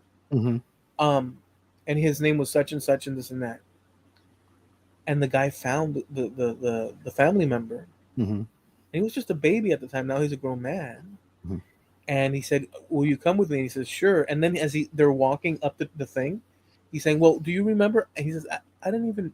I remember the mention of him, and Hmm. I know we went and visited one time, but I was a baby, Hmm. and I haven't. To be honest with you, I haven't thought of him since. I have my life and stuff, and it ends up that he's something to the effect of the son, his mother, or his mother's mother, and they end up being cousins through Hmm. an aunt or something like that. Yeah. But the man wanted to see this, and he's living up in that way. So there's places all over. I just found it fascinating. I haven't even finished watching it, but long story short, um, that's happening in Yeah. many places. In Spain, in Italy, in France, in Portugal, you don't have to look far to find these places where people are taking old rundown houses, and that's one of the reasons why I personally I think this is generation renovation, just simply because you are finding people who are going to these old out of the way places. It's mainly the elders that stay in the area while the younger generations move into the big cities. So you have, like in France, a lot of people, a lot of young people going into Paris and Marseille and some of the bigger cities, but they're leaving areas in Normandy just basically, you have family houses that nobody has lived in for 40 years because all the kids have moved into town and they don't want this place. They just want to get rid of it. So they sell it off real cheap, and a bunch of UK and some from the Netherlands, some from Germany, expatriates are moving there and rebuilding these places and living there now. It's real big in France, Italy, and Portugal. I don't know about Spain, but I do know it's big in France, Italy, and Portugal. There's people that come from all over Europe, Hmm. come into a village, and buy a home Hmm. and refurbish it just the same. But I've seen videos where, like what this guy does, where the video guy goes into a village and asks, and they mention it. I say, "Oh yeah, those are the people that own that live in who knows Switzerland or whatever the case. Yeah, Hmm. they bought it a few years ago." They'll say something like that, Hmm. but they're not living there. They come here once, during the summers or whatever, like, Yeah. or winters or whatever the case. Um, so they're just purchasing and they're sitting there. But Yeah. what towns like that need, it's just the problem is the life before Hmm. made it possible for towns like that in the middle of nowhere to Yeah. work because it Yeah. was agricultural based Yeah. in a great degree. Now Yep. things have sort of kind of tumbled into something new. But I will say this. I will say this. It is true that in the United States, not that I've visited every place to say one way or the Yeah. other, but it is true. I mean, I've seen examples of it that there's little towns tucked away in the middle of nowhere, scattered throughout, similar to Europe, similar, Hmm. where the populations are quaint, Hmm. but and you can make opposite arguments. I'm just going to throw this one out just to say, but many of these little towns are a hop, skip, and a jump from something like a Walmart with maybe a Dairy Queen and maybe a mini hospital and maybe a school Yeah. and maybe so it's true that many of these towns go under. I Hmm. understand that, Yeah. but there's possibility the way the land is laid out in the United States Hmm. and the process that we it feels like it's sustainable. It's possibly sustainable with these towns being near big hubs to have offshoots that revitalize. Yes. Maybe not in every case, but it seems like it's a little bit. Whereas Well, opposed to a situation like Spain, you're talking about some villages tucked away in the mountains, and yeah. to get down, you have to really mountain around. So it's like you get Well, the general gist of it. yeah. Well, in the US, it's a little bit different in that it's easier for people to telecommute now. There are a lot of people that have jobs that they can just work from home. It's all done online. They don't have to go into an office. So they may be in a different state from the company they work for. And you are seeing a lot of people leaving some of the big metropolises for smaller towns, for more rural environments. I mean, and I'm not talking about these people that want to get out and make a homestead and we're going off grid. I'm not talking about those people, but people who are buying older homes in smaller towns of 8, 10,000 people where they have, there's grocery stores, there's gas stations, there's fast food, there's everything that you would want, but you don't have that big city hustle and bustle, and you're not working at the car wash to be able to pay your rent or your mortgage. If you've got a decent job where you can work from home, that opens a lot of doors. And the type of areas that you're talking about, I've seen some of the videos of areas of Spain and Italy where just entire towns have gone away because the younger generations didn't want to grow olives. They didn't want to grow tomatoes. They wanted to go to college and get an education and become a doctor or a lawyer or an engineer or what have you. And they're staying away. They're not coming back. And that's where a lot of these towns are dying. Well, we are having that here too. Yeah, But you've also got a lot of people coming back to smaller towns because they don't have to punch the clock and do a 9 to 5 in an office. They can do it from home. the thing So, about the thing about Florida mhm, and in particular Miami is that we have year-round climate mhm, that's agreeable. yeah, It's true that there's hurricanes and this and that, but in spite of that, our houses are built different. But that doesn't mean every house and this and that. But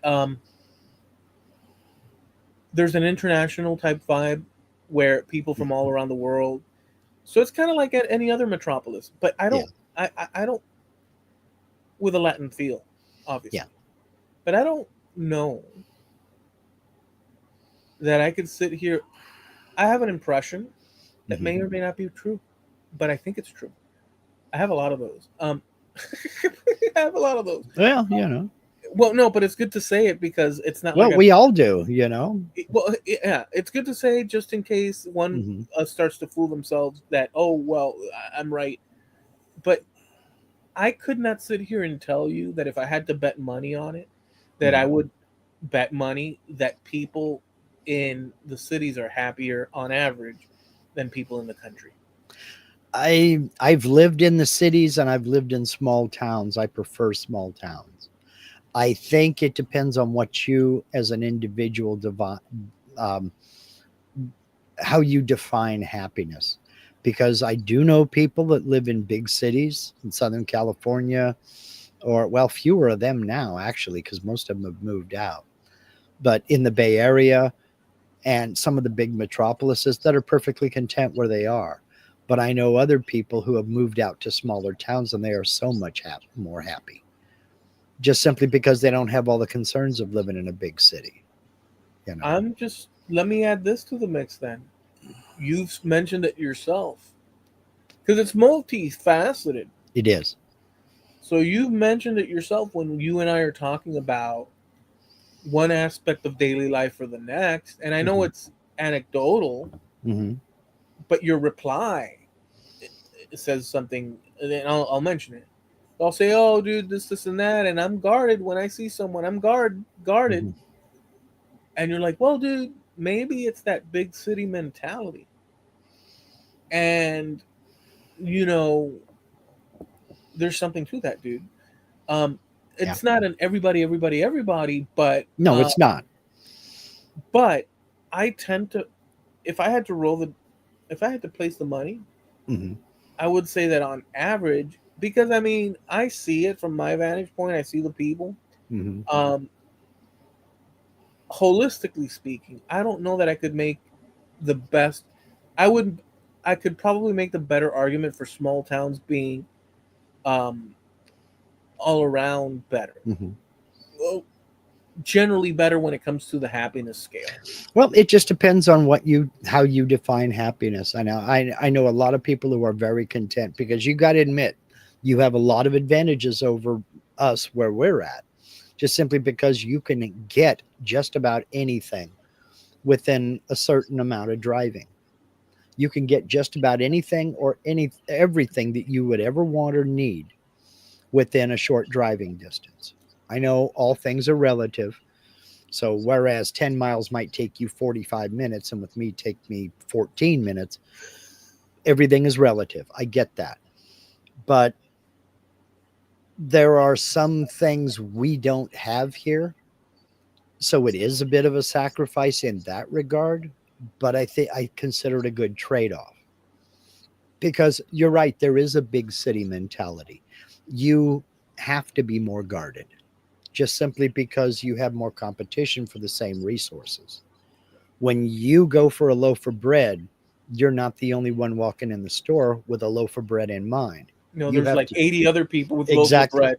You have to compete more for that loaf of bread than we do, you know, to the point to where we have a store in town where they take the bread that is not suitable to be sold in the store anymore because it's considered stale because it's 3 days old, and they sell it at that store at a discount price.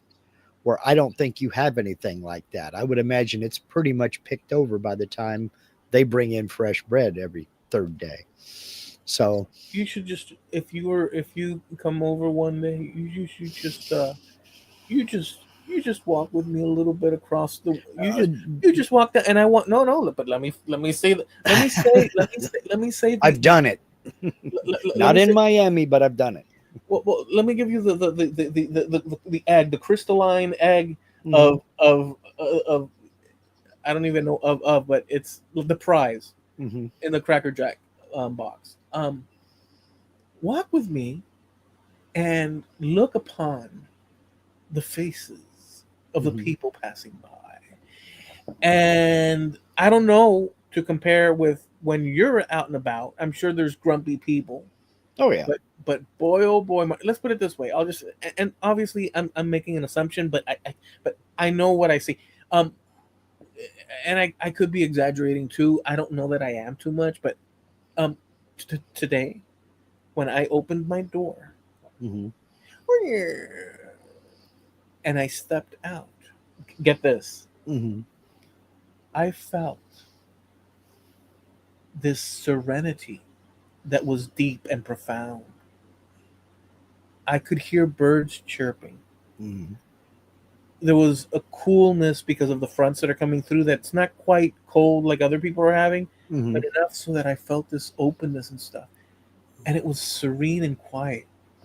And then I realized, oh, that's right. It's Thanksgiving holiday. Week. Yeah, and all the kids are gone.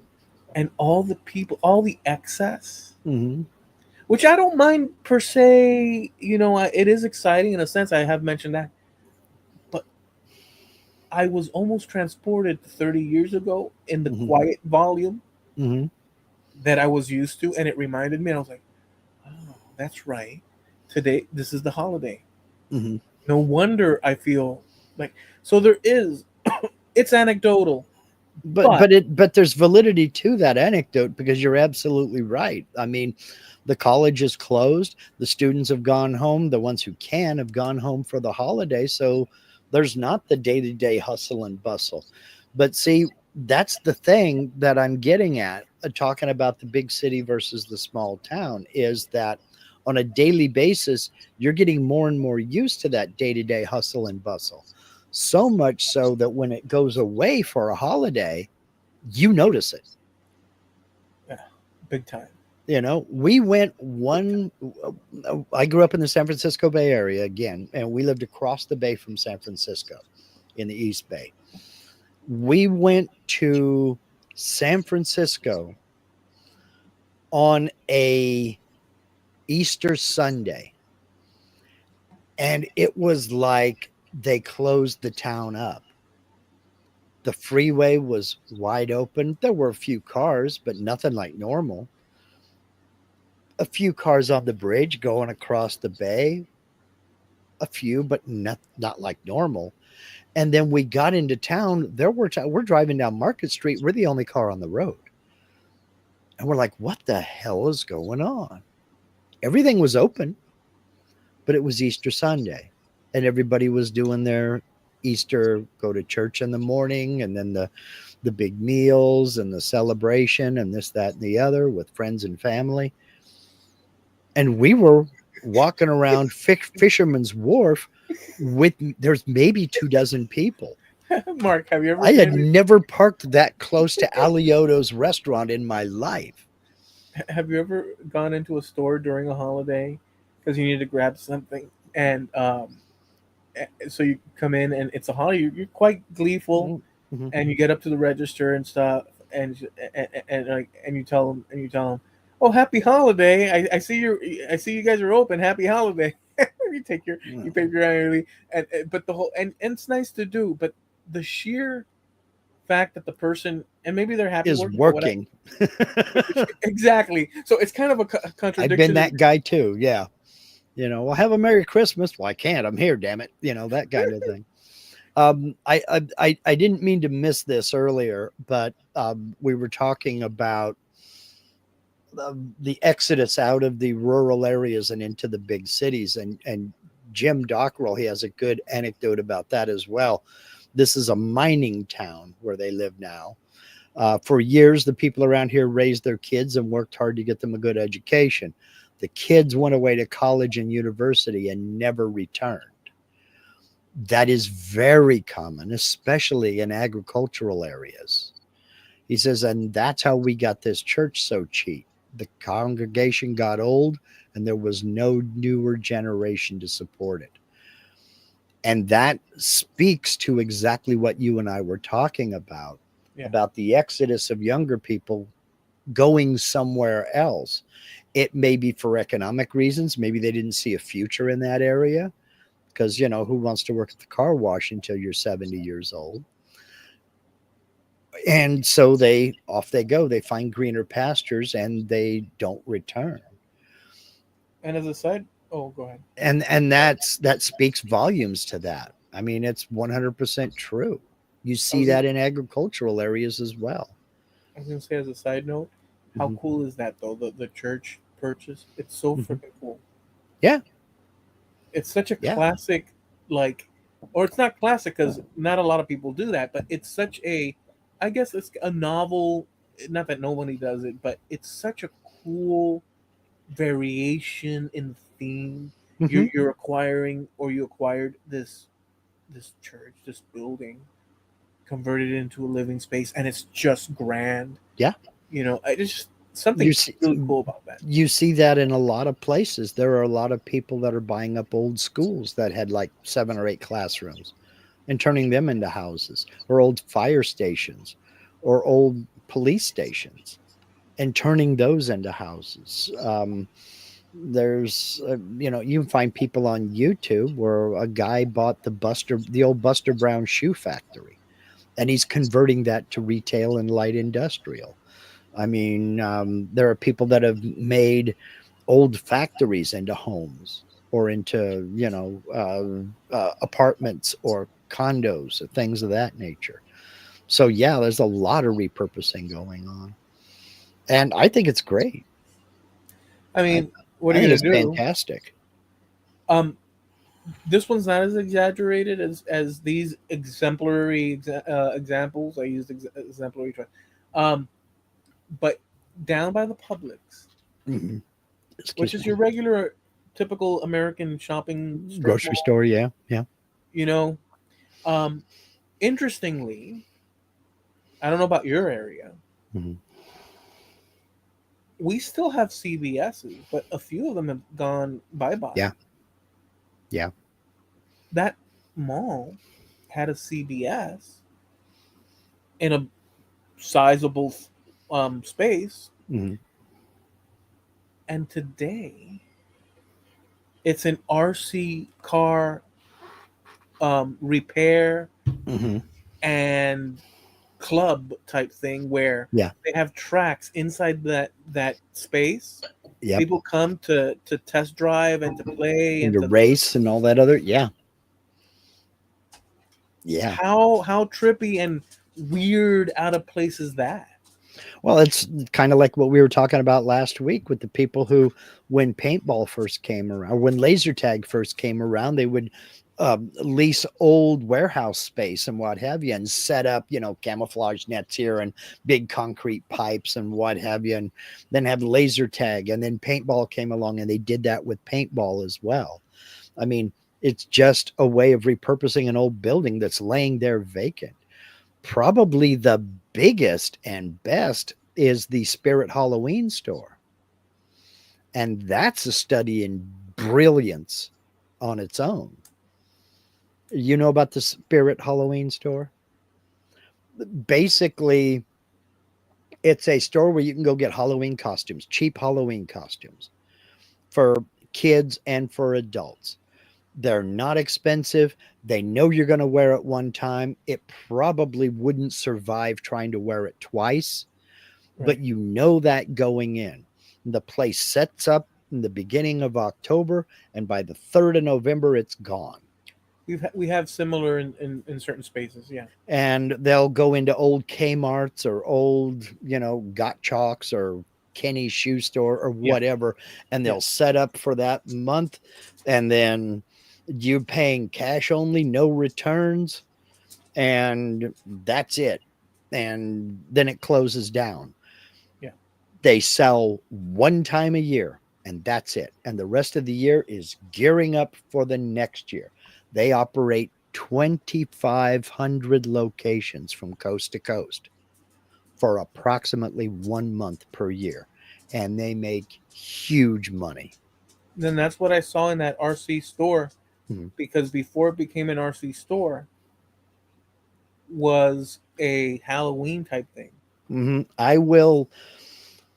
I've talked about him a lot. The guy's first name is Nick. He's got 2 YouTube channels. One of them is called The Fat Electrician, where he talks mainly military. The other one is Fat Files, where he talks about things that aren't military. and he did a video in October about the Spirit Halloween stores. It's about 15 minutes long, and he talks about how this guy who ran a regular brick and mortar dress shop, he sold women's clothes, but he saw this other business come in, set up shop for a little while, close down, and go away. And in the month that business was running, it made the same amount of money he did over the course of a year. Yeah, So that's a slap upside the head. so he decided that's the business to get into. And he tried to figure out, what could I sell once a year that's going to make me huge money, And be done with and it until next time. I can be done with it till next year. And it just popped, boom, Halloween. Hey, that sounds like a good deal to me. And I'll tell you, I worked for a guy that did teddy bears, Mm-hmm. and that's what he did. And for some reason or another, I don't know how it worked, but and I would sell teddy bears on the and do all sorts of different gasoline station corners, and lo and behold, that's how he sustained his living. Mm-hmm.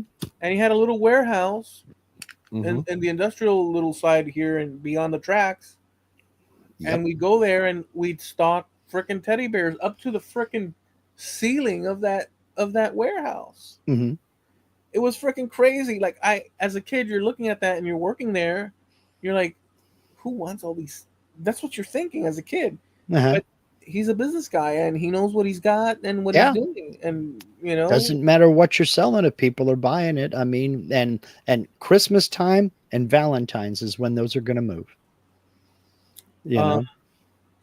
let me share So this last. what Go ahead. I'll do is I will go find that video on the Spirit Halloween stores, and I'll post it over on our Facebook page. Okay. As soon as we're done live here, I'll go over and I'll find it and I'll post it. It's well worth the watch.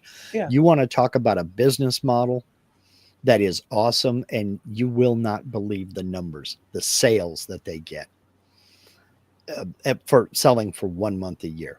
Yeah. It'll just blow you away. Yeah. I'm interested in watching it. Okay. I'll check it out. I'll post it. Um. I was gonna one last thing. Oh, by the way, could you post one in my private message as well? If Yes, you I'll get a do. chance? I'll send it. I'll PM it to you. Okay. Sure So will. just going back to the population shifts and this and that. One of the just to go back and tie it up with a bow, just as an extra side. One of the things that I had mentioned was from a video that I had saw as one of the options, other than just the rats. Uh-huh. And I just think this is a cool. Before I forget it, I mentioned to him what I had seen in the video, so it didn't come from me, although it's known stuff. But um, Central Europe Mhm.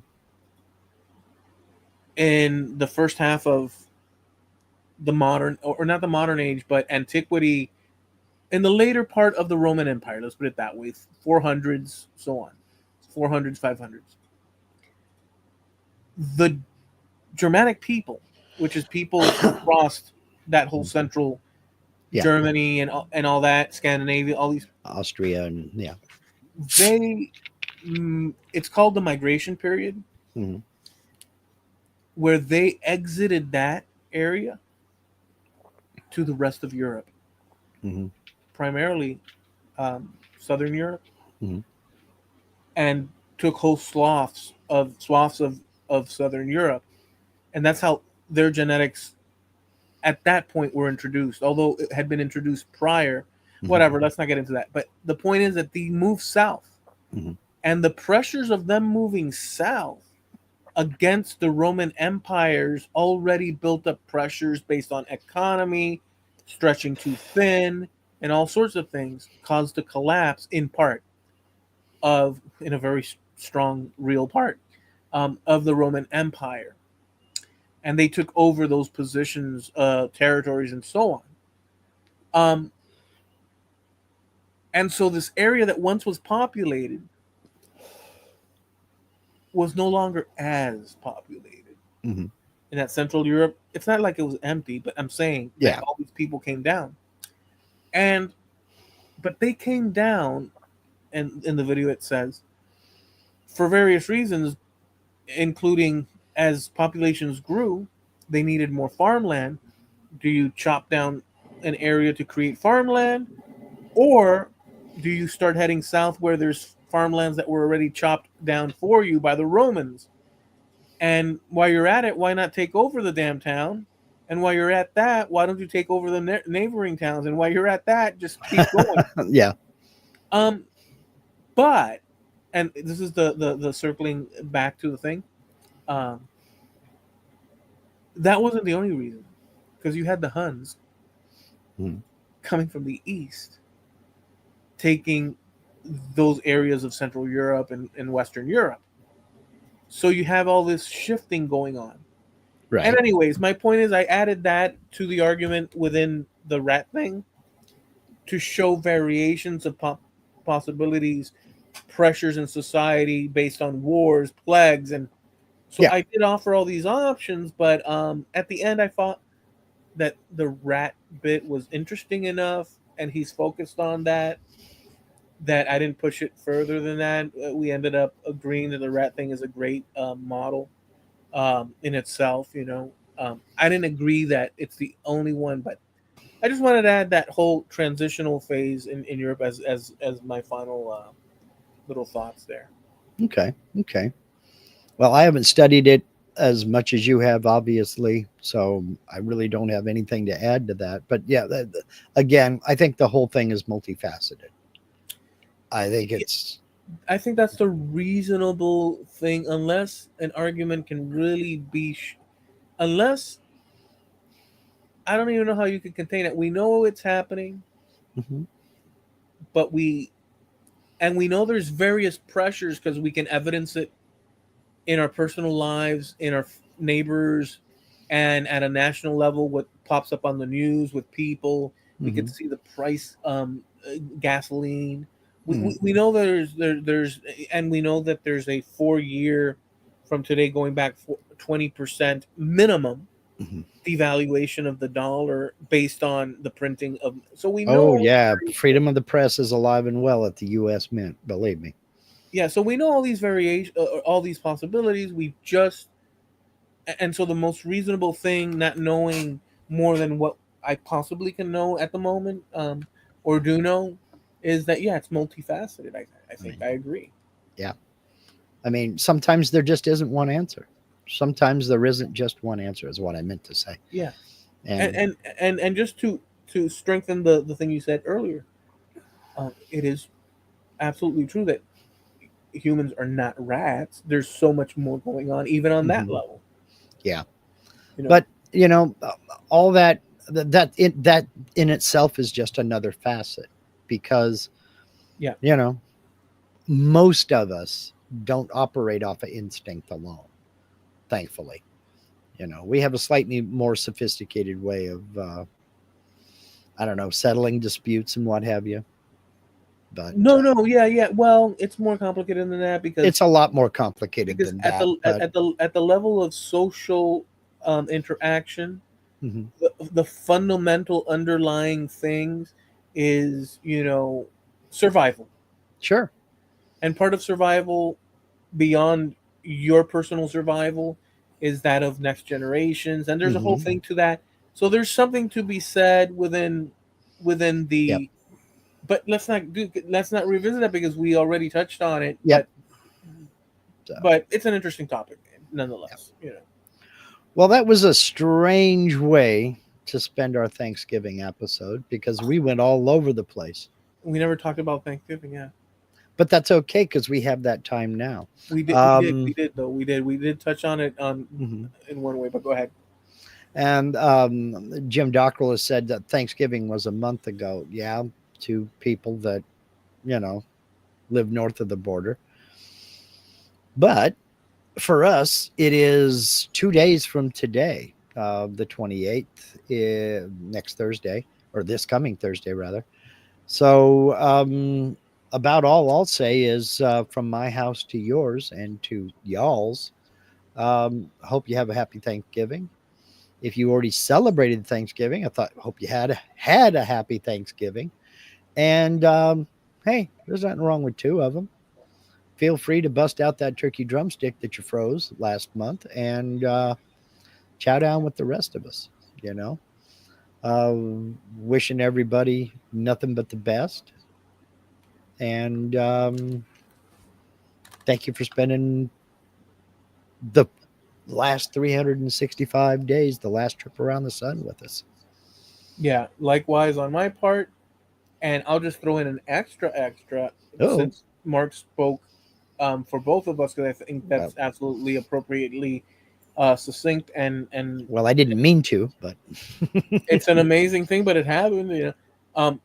If you get a chance, find it on YouTube. I think it's that guy um, that does the cooking show. That he's a chunky guy and he does all sorts of cool things with basting and this and that. Gouda or oh, Goda, Guga Foods. yeah, that one. Yes. Um, he's got one where for actually it's chicken instead of turkey, but whatever. He takes sticks of butter, Hmm. lifts the skin, stuffs it to the brim, Hmm. and then he proceeds to frickin' broil or whatever those, barbecue those, and he says, "But we don't want to." You might be asking yourself, "We're wasting all this butter because you know a lot of it is going to drip." But I've thought of that already, and he brings out a tray of potato wedges and he puts it on the bottom tier so that all the grease can fall on top of the potatoes All the and cook the butter. potatoes. You know what? That sounds good, but go for it.